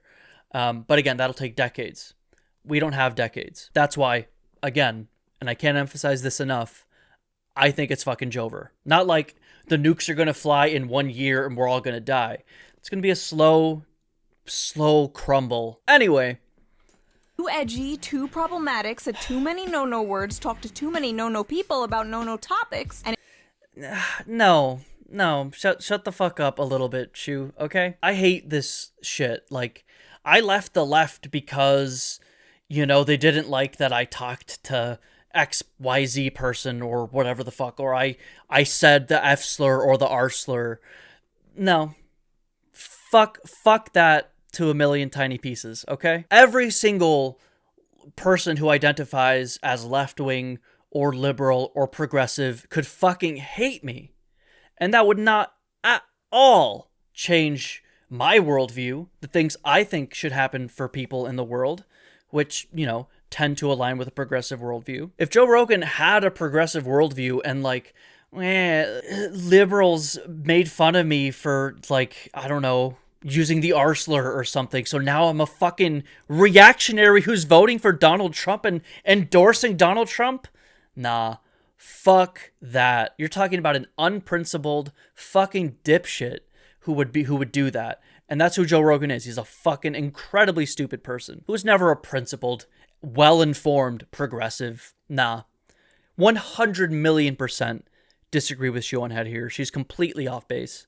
And in 2020, when Bernie Sanders went on his podcast and Joe endorsed him, the Democrat journalist class freaked the out and smeared him for weeks. The left can't have a Joe Rogan because everything that makes Joe Rogan is not allowed on the left.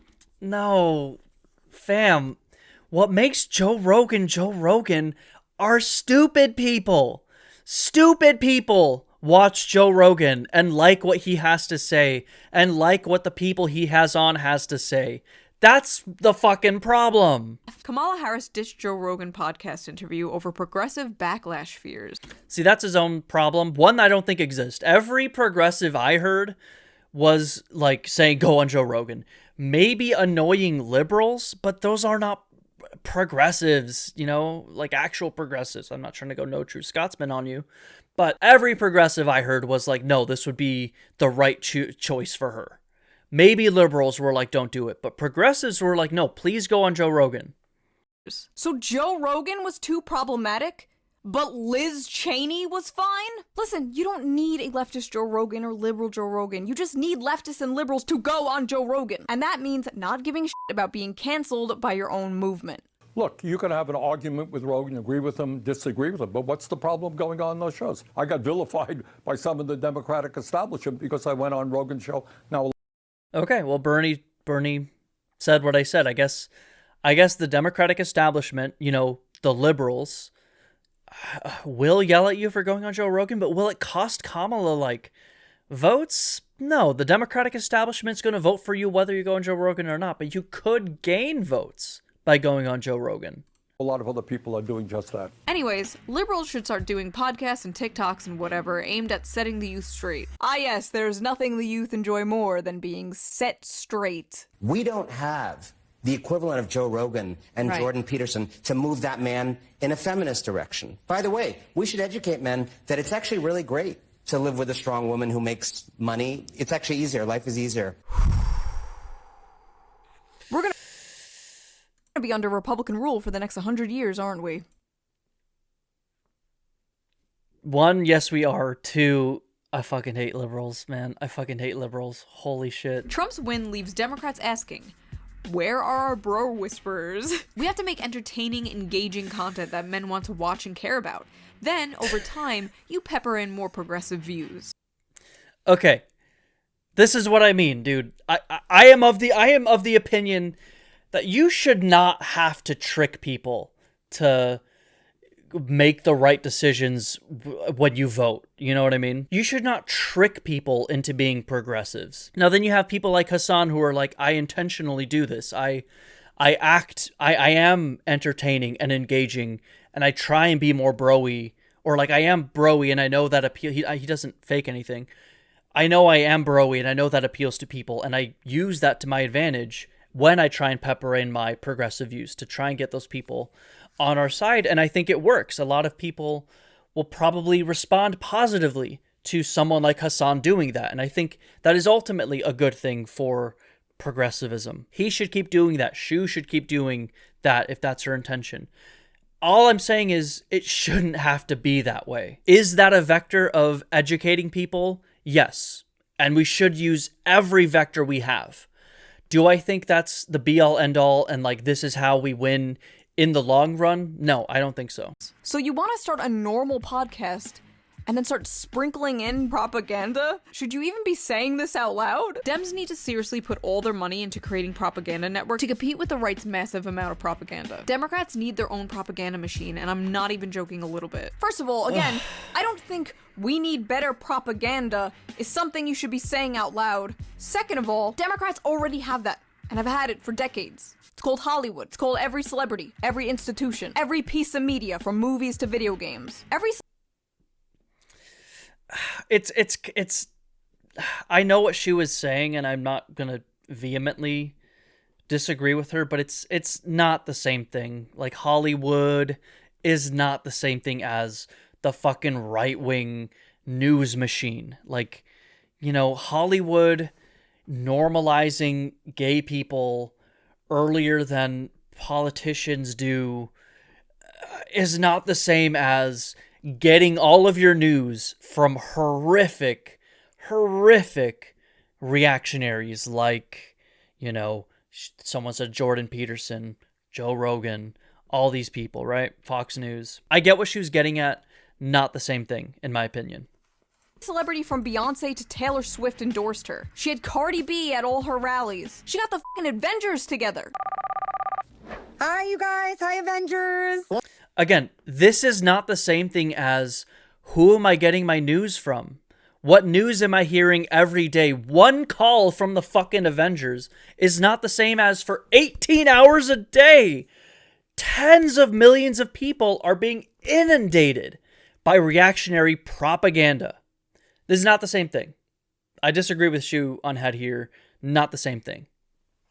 Hey, Scarlett. Wow, Trump is literally Thanos. By the way, with all these like journalists and people talking about how we need a liberal Andrew Tate, a liberal Joe Rogan, yeah, be prepared to see some of the most forced, overproduced, astroturfed streamers and YouTubers to pop up overnight and subtly.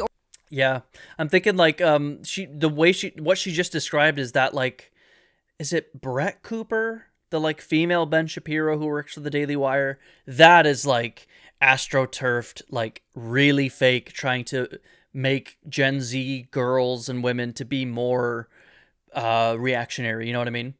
They want, like, liberals are saying we got to do that now, but for like trying to get men on our side, it's silly. Or not so subtly start shilling for the Democratic Party. And by the way, you go into the comment section of those Brett Cooper videos, it's all 45-plus-year-old divorced men that are watching her. It's not Gen Z women that are watching that content. It is all 45-plus-year-old men. So it's not working for them there, and I don't think the astroturfing, white male content creator is going to work for the left. Start seeing funded DNC plants all over YouTube, Twitch, TikTok, because they really do think the answer to all of this is more podcasts. All the funding in the world won't buy you an audience. You could have $1 million set and the best sound and video equipment ever, but it will not buy you a large and dedicated audience. I've been using a Mac laptop webcam and a shitty snowball mic for over 10 years, and you idiots keep coming back for some reason. And listen, it's 2024. Y'all have a camera and a microphone. Be the liberal Joe Rogan you want to see in the world. But the thing is, if people... Again, I just don't think something like that is physically possible. Like, under any circumstances. If Joe Rogan, fucking has an awakening and becomes a progressive, I think he loses 90% of his audience. Like, I know he has more appeal. He's a solid conversationalist. I think he's a solid comedian. I used to listen to his stand-up when I was like a teenager, and I thought it was funny. So he's like a solid communicator, charismatic guy. But if he were to go full progressive, I don't think he would have a fraction of the reach he has as he does now as a reactionary. You know what I mean? Like, I hate this idea that Joe Rogan was once the liberal Joe Rogan. He was more apolitical back in the day. Like, I used to fucking listen to Joe Rogan as a younger man when I was like in my late teens, early 20s. I listened to Joe Rogan, not religiously, but occasionally if there was a guest I liked. And I remember it wasn't like super political. And if it wasn't like horrifically reactionary like it is now. Being a reactionary has helped him grow his audience. And I don't think if he went a full progressive swing, he would have grown his audience to be nearly what it is today. It's just not how it fucking works. People can hear your opinions when they turn on the TV. They're not gonna watch your shit. People tune into alt media to hear alt opinions. Even the most popular leftist streamers, like Hassan, for example, spend a lot of time criticizing the Democratic Party. So it's gonna be hard to build some kind of Democrat shill Joe Rogan. But I can't wait to see you try. After the election, one of the only politicians I've seen who is actively trying to understand why people voted the way that they did is AOC. When I met her, I whispered into her ear, "Take the pronouns out of your bio." And she did. My influence. Anyway, after the election, AOC found out that a ton of people voted for her down ballot, but also voted for Trump for president on the same ticket. Curious, she took to her Instagram to ask people why they did that. And these were some of their answers. I feel like Trump and you are both real. It's real simple. Trump and you care for the working class. Ugh. I remember I saw this, screenshot or whatever the fuck. And every one of these just made me want to fucking Brian kill me. Trump and you care for the working class. Just complete, diametrically opposed entities. AOC and Donald Trump. Insane, man. And it's like, okay, let's make believe Trump does care about the working class. AOC definitely does. But let's pretend Trump does. There's still the matter of policy. AOC is advocating for A policy. Trump is advocating for B policy. These are mutually exclusive policy positions. How can you square that circle, man? It boggles the fucking mind. Yes. But also you signified change. Trump signified change. I've said lately, Trump sounds more like you. Loved ones say you're both straightforward I want to fucking corruption and broken government. Because scream. It's different than Scream. what's been the last 4 years. Something had to go. I feel that you both are outsiders compared to the rest of DC and less establishment. Voted Trump, but I like you and Bernie. I don't trust either party establishment politicians. The replies, of course, were full of people like, these idiots, these morons, these fools. Most depressing shit I've ever seen. These people sound dumb as hell. Such staggering ignorance and stupidity. The median voter. I hate the median voter. I want to destroy the median voter. This is, again, I will disagree with Shu here, I guess. These people are right. All these Instagram comments or whatever are what I think, frankly. Why is the median voter this stupid? I hate the median voter. How could this be real? Americans really are the dumbest gentlemen on earth. This is giving me a headache. I don't understand the median voter. Listen, it's really not that hard to understand. It's populism, honey. It's why... Okay. Listen. Okay? listen.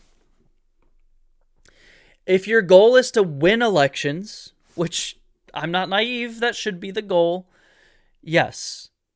But clearly that's not enough, because you could have Trump come in and be a populist and still win elections and then do horrific, non-populist, reactionary shit. If Kamala took a more populist, progressive populist framework, could it have helped her? Yes. Do I think it would have won her the election? I think so.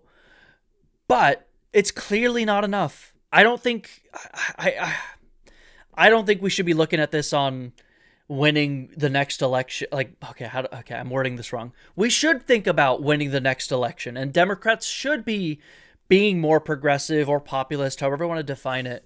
They should do that to win elections. It is objectively better when Democrats win elections versus Republicans. I do believe that. However, I don't think you should have to trick people to vote for you. You should just examine policy and vote based on that, not vote based on, they're both populists, so I'm just going to support whatever populist is on the ticket.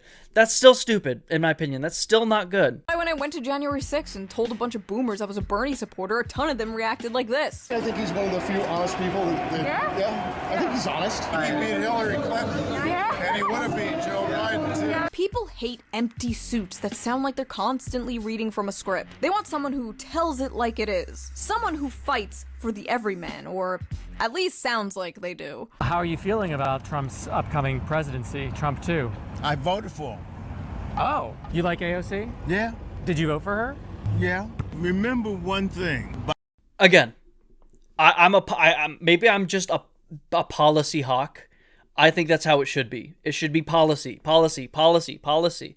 You like AOC? You should only like AOC because of her policies. Like, the populist rhetoric, again, maybe it helps you win elections, but like, I am not a fan of tricking people. Like, I'm not a fan of the idea, like, how do I put this? I don't like that we have to trick people to win elections, okay? Should we do it to win elections one by one? I guess so. And maybe it'll lead to the reality I want, where everyone's informed, intelligent, or whatever the fuck. Maybe we can get there by tricking enough people over enough elections, over enough generations. Maybe that's the answer. I'm just saying it shouldn't have to be that way. And because it's that way, I don't have a lot of hope that we're going to get what we want, frankly. About why people voted for Trump. They want change. The average American vote. Okay, there's a comic. It's like a guy standing in his like living room, going, I want something different. And then like the second panel is him like got a baseball bat, smashing everything, and the third panel is him standing in all the wreckage going, oops, or whatever. That is what I hear when I hear Trump voters go like, I just want change. Like, change isn't always good. And I say this as a progressive who wants things to be different than they are now. Just because it's different doesn't make it good. You have to examine policy. And it seems like most American voters just don't. And I think that's bad. Voter despises the establishment and will vote for anyone who promises to destroy it. And the fact that none of you understand this is a big reason why you lost and will continue to lose until you do understand it. Capiche? The beatings will continue until the populism improves. How could people have voted for this felon? How could they vote for Trump, especially after January 6th, where he led a bunch of his supporters to destroy that beautiful shining beacon? Fuck the building. I do think Trump, claiming he won an election he lost is a pretty big problem. Look, if the Democrats stole the election, I'm pro January 6th. We need to fucking prevent people from rigging elections. Obviously, I'm not pro January 6th. Don't arrest me, okay? But my point is, if someone steals an election, revolt. Maybe in a video game. I don't know what I'm legally allowed to say in this fucking country. Free speech, y'all. But it was the fact that Trump lied and knowingly lied and demonstrably lied. That's the problem I have with like January 6th. Not the individual rioters themselves, frankly. It is Trump doing something horrible, pretending he won an election he clearly lost, saying there was election fraud with no evidence, things like that. That's the problem with January 6th or whatever, or that whole coup, basically. Coup attempt. Of hope. Well, first of all, you have to understand that that's not a shining beacon of hope to most people. That is a dirty, disgusting brothel that sold out the future of their children and will probably send them into the next world war. After all the indictments, the mugshots, the committees, the documentaries, people clearly don't care about January 6th. And that might scare some people, but the truth is, a politician that promises safety and affordable food can do 100 January 6s. It's kind of like FDR said. Democracy has disappeared in several other great nations, not because the people of those nations dislike democracy, but because they had grown tired of unemployment and insecurity, of seeing their children hungry while they sat helpless in the face of government confusion and government weakness through lack of leadership. Finally, in desperation, they chose to sacrifice liberty in hope of getting something to eat. Speaking of FDR, let's talk a little bit about the guy that FDR stole a bunch of his ideas from, shall we? Someone who the modern Democratic Party should probably try and learn from. That's right, I finally found an excuse to talk about my favorite politician. The man, the myth, the legend, the kingfish himself, Huey Long. Huey Long was the 40th governor of Louisiana from 1928 to 1932.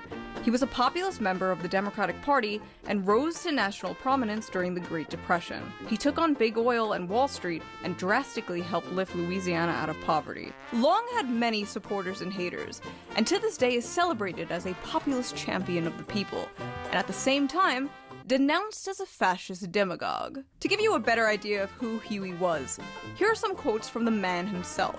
Corrupted by wealth and power, your government is like a restaurant with only one dish. They've got a set of Republican waiters on one side and a set of Democratic waiters on the other. But no matter which set of waiters brings you the dish, the legislative grub is all prepared in the same Wall Street kitchen. This guy had it. I like this guy too. I don't know everything about him. I really don't, but yeah, this quote at least is 100% correct. The only difference I ever found between the Democratic leadership and the Republican leadership is that one of them is skinning you from the ankle up and the other from the ear down. But Huey Long wasn't some enlightened centrist, no. The man firmly had a side, and that side was the people. I'm for the poor man, all poor men, black and white. They all gotta have a chance. They gotta have a home, a job, a decent education for their children. Every man a king. That's my slogan. When asked if he cared about the bad press he got, Huey replied, based as fuck. All I care about is what the boys at the forks of the creek think of me. And when Big Oil threatened to leave Louisiana, he said, if they gotta leave, they can go to hell and stay there. They don't make politicians like this anymore. Politicians used to be like mob bosses. Now they go on Call Her Daddy podcasts. Sad. Huey had many powerful enemies, and because of this, he was assassinated in 1935. His last words were allegedly, God, don't let me die. I have so much to do. There's a lot of talk online right now about how we need a Joe Rogan for the left and Andrew Tate for the left, but there's also talk about how we need a Donald Trump for the left, and well, Huey Long was exactly that. And to be completely honest, I don't think you people could handle a Donald Trump for the left. You couldn't even handle Bernie Sanders. You called him a sexist and a racist and did everything in your power to crush him and keep him down. Oh yeah, I do remember that, actually, yeah. But unlike Bernie, Huey Long wouldn't just lay down and take it. Huey Long would scare the shit out of the modern Democratic Party. But if there's anyone they need to take a lesson from, it's him. Alright, time to get out of this costume. I feel like an old hooer. It should come as no great surprise that the Democratic Party, which has abandoned working class people, would find that the working class had abandoned them, Bernie Sanders said in a statement about the results of Tuesday's election. While the Democratic leadership defends the status quo, the American people are angry and want change, and they're right. Will the big money interest and well-paid consultants who control the Democratic Party learn any real lessons from this disastrous campaign? Will they understand the pain and political alienation that tens of millions of Americans are experiencing? Do they have any ideas as to how we can take on the increasingly powerful oligarchy, which has so much economic power? I love him. I have my criticisms of Bernie Sanders, but again, I will not let perfect be the enemy of pretty fucking good. Love Bernie.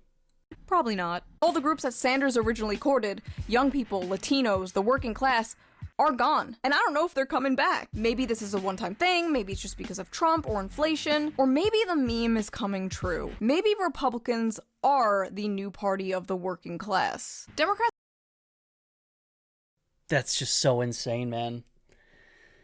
Like, all Republicans have ever done, especially since, like, Reagan, is take all of our wealth and resources and give them to the ultra wealthy and, like, shave away our civil liberties. Like, this isn't a myth. There's evidence of this happening. It's happening in front of you, man. Like, I agree with Shu here. Fine, let's get a populist. Let's run a progressive and see what happens. I don't know, man. I don't know. America is just very reactionary. It's so easy to just call anything socialism. You know, comparing 2016 to the year of our Lord 2024, and like what's 2028 gonna look like? Where like this right-wing horrific media machine is gonna get bigger. It's spreading like a fucking cancer. And I used to think it was a bubble that's gonna pop, but the fact that it hasn't popped yet is really scary to me. So I think it's just gonna get worse. So I don't know if running a progressive populist is going to work. I don't know. Democrats' working class exodus sets off reckoning within party. Democrats, who have long prided themselves as the party for the little guy, instead strengthened their emerging base of financially secure college graduates this election, while a growing number of blue-collar voters embraced Trump and Republicans. Sad, Especially man. alarming for Democrats this election, the exodus of working class voters from the Democratic Party included not just white voters, but helped Trump make gains with Latino and black men. This realignment crystallized a political reality that is tough for Democrats to swallow. With blue-collar voters flocking away from their party over multiple election cycles, Democrats' refashioned base is becoming more upper-class, urban, suburban, and coastal. It's a narrowed coalition that does not bode well for future elections. To put things into perspective, the Trump coalition is closer to the Obama coalition than the Harris one is. That is crazy. That is wild. That is what we call a potential party switch. And I don't really care about how many leftists or Democrats cope about this. We have better union policies, we have better wages policy. Yeah, that might be true, and I agree, but we don't get to decide who the party of the working class is. The working class does. And if exit polls are anything to go by, basic left-wing economic policy is still incredibly popular. Yeah, I was hoping she would bring this up. If not, I was gonna. That's the reality. Like, did she just say this? Like, faceless progressive policy is incredibly popular, but putting it behind a candidate is clearly a different beast. Candidates can be more easily torn down than a faceless ballot measure, I guess. There's more to a candidate than a faceless singular ballot measure in a singular state. You know what I mean?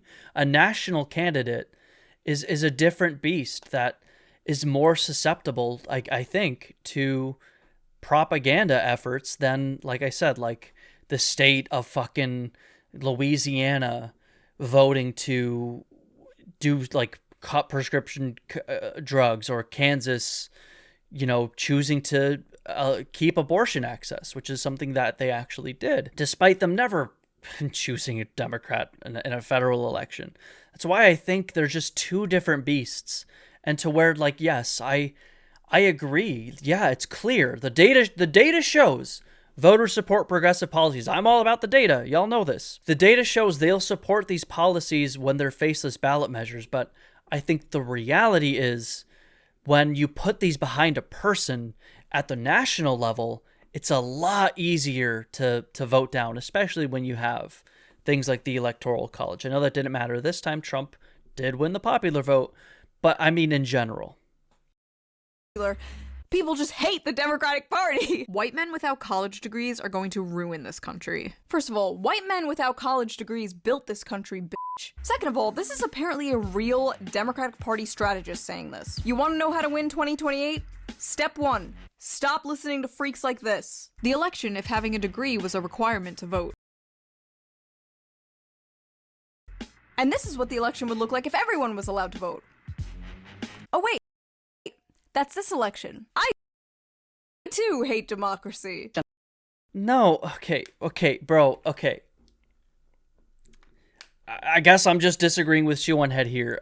Listen, folks, I am pro-democracy. I think it's better than authoritarianism or dictatorships. I do. Even bad democracies where people make bad decisions like the one we live in right now. We clearly live in a shitty democracy with people making poor decisions for themselves. I still think this would be better than if we had a dictator, for a multitude of reasons that I'm not going to get into right now. I've seen this tweet specifically from, this is Basil, I want to say, who tweeted this.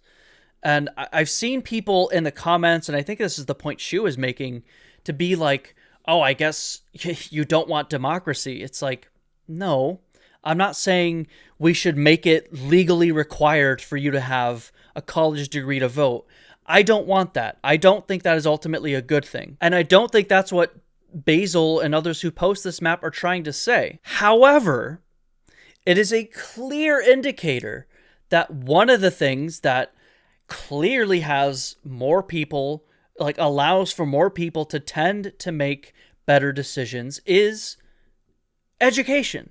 That's all it's saying, from my perspective. If you're using this map to say we should create legislation to bar anyone without a college degree from voting, I think that's stupid. I think it's just showing a correlation that I'm trying to explain, that like education leads to, in broad terms, better critical thinking, results. Obviously here, 25 million people are still voting for Trump. This is not the only solution to the problem. It still shows a tendency, in my opinion, a real tendency. Election if having a degree was a requirement to vote. And this is what the election would look like if everyone was allowed to vote. Oh wait, that's this election. I too hate democracy. No, it's this, okay? It's this. Because democracy basically means government by the people, of the people, for the people. But the people are retarded. That is my worldview. I believe in democracy. I think democracy is better than no democracy. But I think democracy with smarter people is better than democracy with not as smart people. This map, if it's like everyone with like a PhD, is like 95% blue to like, in the popular vote, to like 5% red. Like clearly there's a correlation between your level of education and your ability to make good decisions on who to vote for, in my opinion. Speaking in the broadest of terms, okay? And again, I'm not saying you have to go to college to make good decisions on who to vote for. Please don't misconstrue that. There are plenty of extremely smart people who don't go to college. It's not for everyone. I understand that. Please don't think I'm calling you an idiot just because you didn't go to college. Election if having a degree was a requirement. Wait, that's this election. I too hate democracy. And I think Bernie Sanders is wrong. I think the more relevant question actually is, what is wrong with America? Democrats have a smug problem. The day after the election, an NBC News chart circulated on Instagram that highlighting exit poll data showing that the more education you had, the more likely you would vote for Vice President Kamala Harris over President-elect Donald Trump. Some liberals used the occasion to look down upon the icky dummies who were too stupid to know they shouldn't vote for Trump. Yet I mean, where's the lie? Where's the lie, dude? I'm gonna be honest. I don't know what to call people who vote for Donald Trump other than stupid. Okay? Should the Democrats have run a better election to trick you into voting for them? I guess so. But I sincerely think, with all my fucking heart, it should not have been a difficult calculation to not vote for Donald Trump. And if it was, then you're just at best ignorant, at worst stupid. I'm just gonna fucking say it. Yet Trump's victory was both definitive and diverse. He won broad swaths of the electorate, making significant... Yes, most people are stupid. Most Democratic voters are stupid. All Republican voters are stupid. Like, most people in New York are stupid. Most people in California are stupid. Most people are fucking stupid. Most people with college degrees are stupid. Significant gains in New York and California, and winning over larger percentages of Latino voters and young voters than in 2020. He also won a majority of first-time voters. Large factions of the left condescendingly believe that dumb people are the reason Trump won in 2016 and won again in 2024. And that patronizing, visceral vibe is obvious. It's a massive...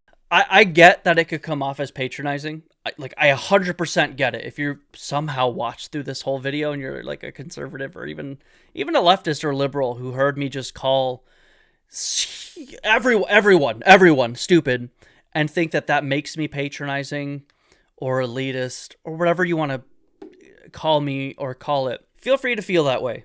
And I think I understand why you would feel that way. It's valid to some degree, I guess. But what am I going to say? Maybe I'm wrong, okay? I'm open to being wrong. I'm always open to being wrong. But to me, seriously, this is like, to go back to my previous analogy, this is like we had a choice between a pile of shit yay big and a pile of shit the Empire State Building, the size of the Empire State Building. And so many of y'all picked the pile of shit the size of the Empire State Building, or just didn't vote at all, giving those guys more power. And I'm supposed to go like, no, I can't call you stupid.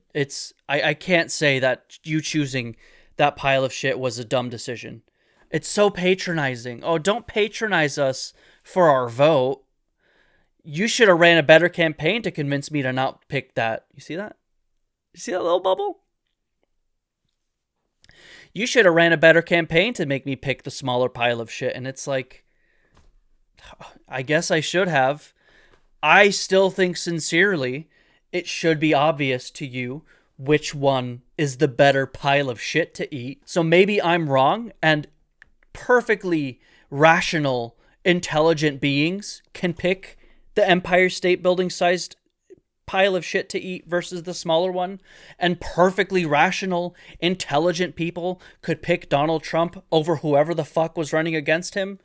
Maybe I'm wrong. I'm open to being wrong. I have yet to see evidence that suggests I'm wrong, in my opinion, on that. Okay? Just being totally honest with y'all. Turnoff to many other voters. It is a And I get that it could be a turnoff. That's why this video is not meant to, win voters. It's me, a random fucking person, telling you how I feel about the world around me, okay? mountain smug Democrats have to overcome if they want to reconnect with voters. Look, I'm not saying the Democratic Party and people running for office should do that. No, in the short term, you should try and win elections. But I'm just being totally honest with my opinion that a lot of people are fucking stupid. The coastal liberal establishment had an air of open-mindedness, but now these elites have evolved into the provincial, narrow-minded scolds they once critiqued. All their education has narrowed their worldview. Their credentialism has built themselves a bubble in which to hide from reality. Okay, I don't know what point she was trying to make with this quote, but this quote is fucking stupid for the most part, okay? The contempt many liberals and some leftists have for the working class has never been more on display than it is right now. Oh, shut the fuck up a little bit, okay? Look, contempt for the working class? Dude, I want every Trump supporter, every Trump voter to have health care, to have a job they find fulfillment in, to have a house, to be able to raise a family, to not be exploited for their labor, okay? I want all of that for every Trump voter and everyone in general, okay? My question for you, Shu, am I ever allowed to say someone made a stupid decision? Am I ever allowed to say people are stupid? Is there ever a scenario where maybe people are just fucking stupid? Could that ever happen in the history of the history of the human species? Maybe not now, maybe 100 years from now. Could there ever be a scenario where let's just make believe that huge swaths of the population are fucking stupid and ill-informed, misinformed, uninformed, ignorant, and making shitty decisions for themselves and others with, say, their vote. Could that ever happen? If the answer is yes, then I would argue we're having that right fucking now. This is not contempt for the working class, Shu, okay? I think that's just a reductive way to view what I'm describing, which, again, I'm being blunt, but my opinion, I think, is truly nuanced, despite, again, coming off very blunt about it. I don't have contempt for the working class. I don't even have contempt for Trump voters. To me, they're victims. To me, they're just ignorant. To me, they're, again, victims of an unfortunate reality. I don't have contempt for them. I don't hate them. I want what's best for them. I want to give them what's best for them. I want to give them a good life. But if they're happily shoveling piles of shit into their mouth because Joe Rogan said it was okay to do so, am I not allowed to say you're a fucking idiot? If that's what you're doing, if that's literally what they were doing, could I call them an idiot then, Shu, and other people like Shu who think that, like, calling it as it is like, oh my God, how dare you? If you could somehow prove to me that people aren't fucking stupid by voting against their best interest in huge droves, somehow prove that to me, I'm begging you. Again, I'm not saying someone running for office should say what I'm saying. No, you got to win an election. But the reality is what the reality is, okay? Even coming from some leftist YouTubers I watch that I know better and spend a lot of their time trying to bring people to the left. Your college degree does not make you any smarter than a working class person without a college degree. And more importantly... What?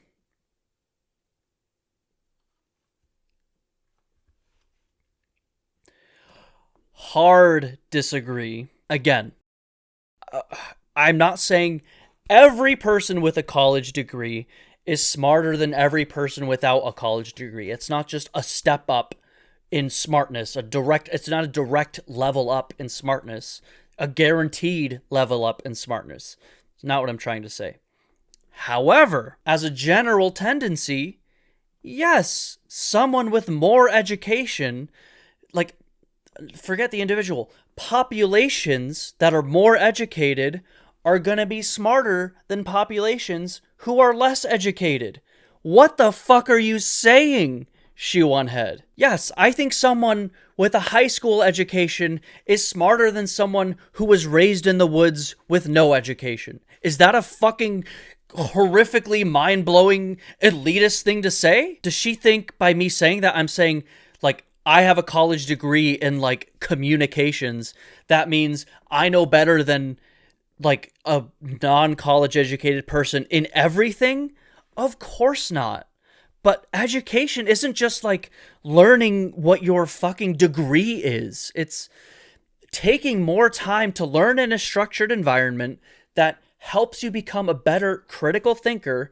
And especially with college, for me, I went into college, you know, somewhat progressive, but somewhat reactionary as well, being better at disseminating information, knowing what sources to trust, how to determine what sources to trust, were a huge thing college teaches people. Now, does everyone learn this in college? No, college could be better than what it is now. But the idea that more education somehow doesn't generally result in smarter people, like the outcome of people being smarter, is fucking completely ridiculous. And again, antithetical to the way I see the world from what Shuan had just said here. Again, there are plenty of highly intelligent people who never go to college. I am not trying to say that. I'm talking about broad tendencies, okay? Broadly speaking, someone with, you know, a high school education is going to be smarter than someone who never went to school at all and just like fucking was raised in the woods or grew up on the streets of some, you know, city somewhere. The average person with a bachelor's might overall be smarter than someone who just had a high school degree, master's to a bachelor's, PhD to a master's or a bachelor's. Like, yes, the more educated you are, the smarter you are in general. Like, I don't know. Completely disagree again here with Shu. Importantly, don't talk down to a vast majority of the population. Again, a politician or someone who, like, I don't know, cares about convincing people to join their cause, which maybe I should do that, but I'm just going to tell you straight up how it is. I am not... Okay, listen, folks. if you're hearing this and maybe you're a subscriber to me and you're dejected because you're like, wow, Dima, you have a college degree. I don't have a college degree, and you're like saying I'm stupid. I want you to understand that it's not coming from a place of like vitriol or like, I don't know, like condescension even. Like, I'm just trying to describe the reality that like, I do believe that fundamentally that more education is generally always better than less education. Now, again, if you're like a non-traditional learner or like college didn't work for you, or maybe you couldn't afford to go to college and you are who you are, if you're watching me, hopefully you're a progressive, like you've clearly managed to dodge the reactionary bullet. And that's great.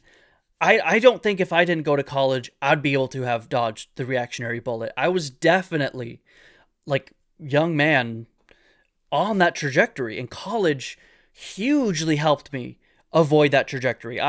For me personally, and maybe that's why I'm so like dead set on this, for me personally, college was a big part of what kept me away from being more reactionary, I think. And again, what I'm saying is not applicable for everyone. I'm talking very broad generalizations. But yeah, in broad terms, more education is better than less education. So I disagree with you here. I'm not trying to be condescending. I think we should expand college for everyone, make education better, and make education more accessible to people with like non-traditional learning styles, which I am one of them. I did manage to get through, high school and college more or less unscathed, but was it easy for me? No. Relative to some of my peers? No. Did I struggle in a lot of places? Yes, absolutely. Absolutely I did. And I got help. I wish I had more help, but I got through it, and I think I'm better because of it. And I think education does result in better people. I do sincerely believe that. I think education in broad terms does result in people being better people. Again, when I say in general, I really mean it. I am talking very broad generalizations. Very broad generalizations, okay? Anyway. Because despite how badly you want to believe it, they are not stupid. They are the people who grow your food, build your... The people who grow my food and build my houses can also be stupid, okay? I don't know what the fuck she was getting at. The people who do anything can be stupid. Fuck. I hate this. It's not just Shu. It's everywhere. Like, why can't people just be stupid? Why can't we say, everyone's fucking stupid. I'm stupid. You're stupid. We're all fucking stupid. The median voter's fucking stupid. Again, I go back, like, is it possible for the median voter to be stupid? Ever? Even if, let's make believe they're not. Shu, or people who agree with her. Under any circumstance, could it be possible for the median voter to be stupid? Somehow, some way, someday. Could it happen? I think it could. In theory.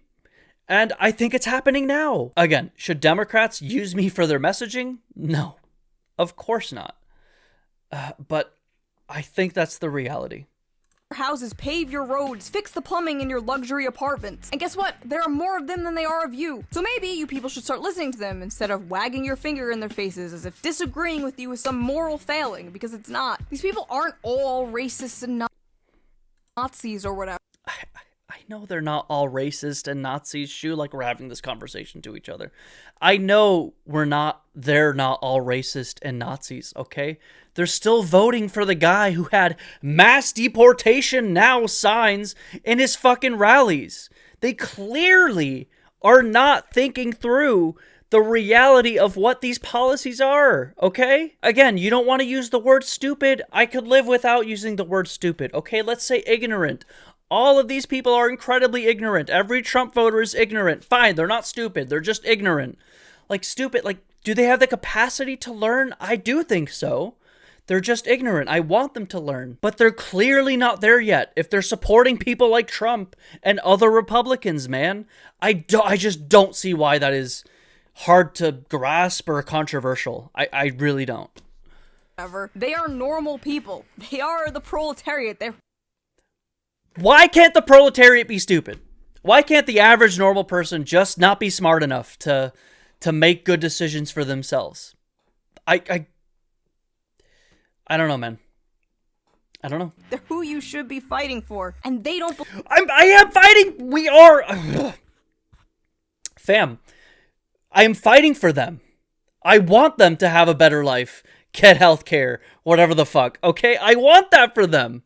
But why can't I also just think, okay, maybe if you're supporting Trump, maybe you're not as smart as you should be? Why can't those be two separate things?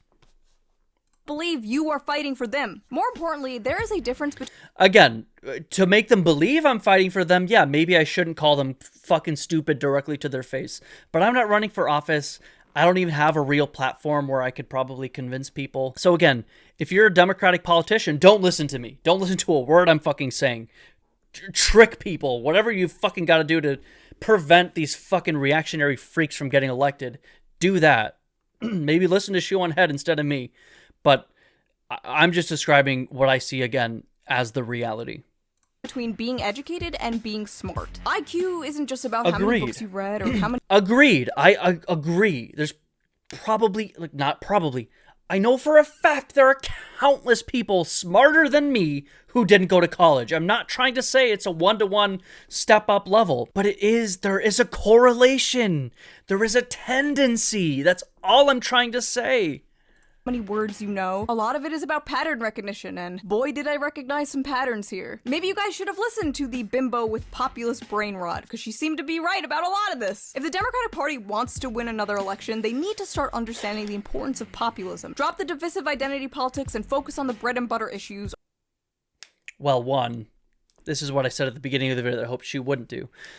Like, identity politics, like, that didn't come up in this election. In previous elections, maybe, but like Kamala Harris didn't talk about her gender or race like at all.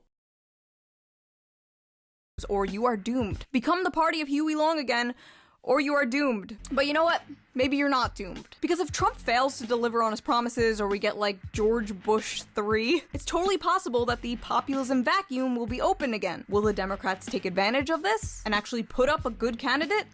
No. They're gonna put up like Pete Buttigieg or Gavin Newsom, and the populism vacuum will be filled by people like my Twitter mutual and soon-to-be Vice President of the United States, J.D. Vance.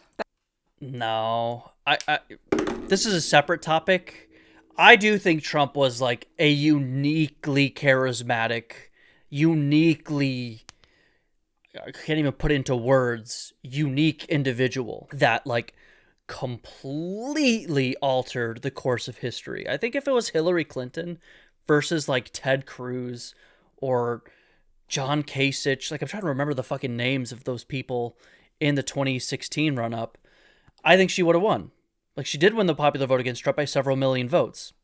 I think she would have won the blue wall. Same with Kamala. I think if it was Kamala versus J.D. Vance or like Kamala versus Ted Cruz or Lindsey Graham or whatever the fuck this election, I think Kamala would have won with what she did, frankly. At least the popular vote. But Trump is charismatic. He does have that populist feel in a way that I don't see any other Republican having at all. Very few politicians have that. Obama had it, Bernie had it, Trump had it, but very few have that like authentic populist feel. That is still so weird. What do I do with this power? Hey, JD, best buddy, I have an idea. It's called Patriot Care, and it's healthcare, but our tax dollars go to it instead of bombs. Doesn't that sound cool? Send it. The fact is, this election... Hey, yo, I hope that's real. I hope that's real. ...was a complete rejection of the liberal ideology. Or it was just because of inflation and people want to afford eggs again. Yeah, it was probably that. It just kind of sucks to see the party you voted for your whole life, the party you grew up with, just get worse and worse over time. After this, the Democrats are going to move right in the dumbest ways. They're going to become like the new neocons, but gay. God. And I have no idea how a second Trump term is going to go. I hope it goes well. I don't know. Congrats to RFK, I guess. I'll see you guys in the Adderall labor camps. Otherwise known as the concentration camps. Get it? That's another joke she stole from like Twitter or Reddit. That's like the fourth one this video. Okay. Anyway, so that is enough of my yapping. Now I want to hear you yap. Why do you think Trump won? And what could the Democrats do to win 2020? Clearly, she does not want to hear why I think Trump won. If the Republican Party got a single vote, I would call that voter stupid. Okay? Trump won this election because, yes, the Democrats ran a bad campaign. They lost their own voters. They didn't win with independents. They didn't win with, the Republicans they were courting. They ran a bad campaign. I am of the firm opinion that it shouldn't matter. And that if that many people are voting for really bad policies, really bad people, there is a problem with the median voter and their ability to make good decisions, their ability to disseminate information. I think that is a real problem, man. Again, campaign to campaign, election cycle to election cycle, yes, the Democrats should have run a better campaign this election cycle. But there's still a massive problem of too many people either not participating or voting for terrible people and terrible policies. Like, that's just the reality as I see it. 8. Well, overall, the first 25 minutes, I think I mostly agreed with a lot of what she was saying. Towards the end, we started to disagree a lot. Downfall of the Democrats, the truth about the 2024 election. I think a lot of what she said was mostly on point. I disagree with a lot of what she said. The reason the Democrats lost this election, sure, they ran a bad campaign. The reason it's even competitive with mindless, brainless, fucking dumb fuck fascism is a symptom of a bigger underlying problem with, again, the median American voter just not being smart. I know that can sound condescending, that can sound elitist. Do you think I want it to be that way? I don't, okay? It sucks that it's this way, and I really wish it was something else. I really wish it was just, I don't know. I don't know what else it could be if you're just making bad decisions, man. I think it's just ignorance. Again, stupidity is maybe not the right word. Ignorance. We're too ignorant. Education, I think, is a way to lift the veil of ignorance for a lot of people. But I'm just repeating what I said in the video, so I will catch y'all later.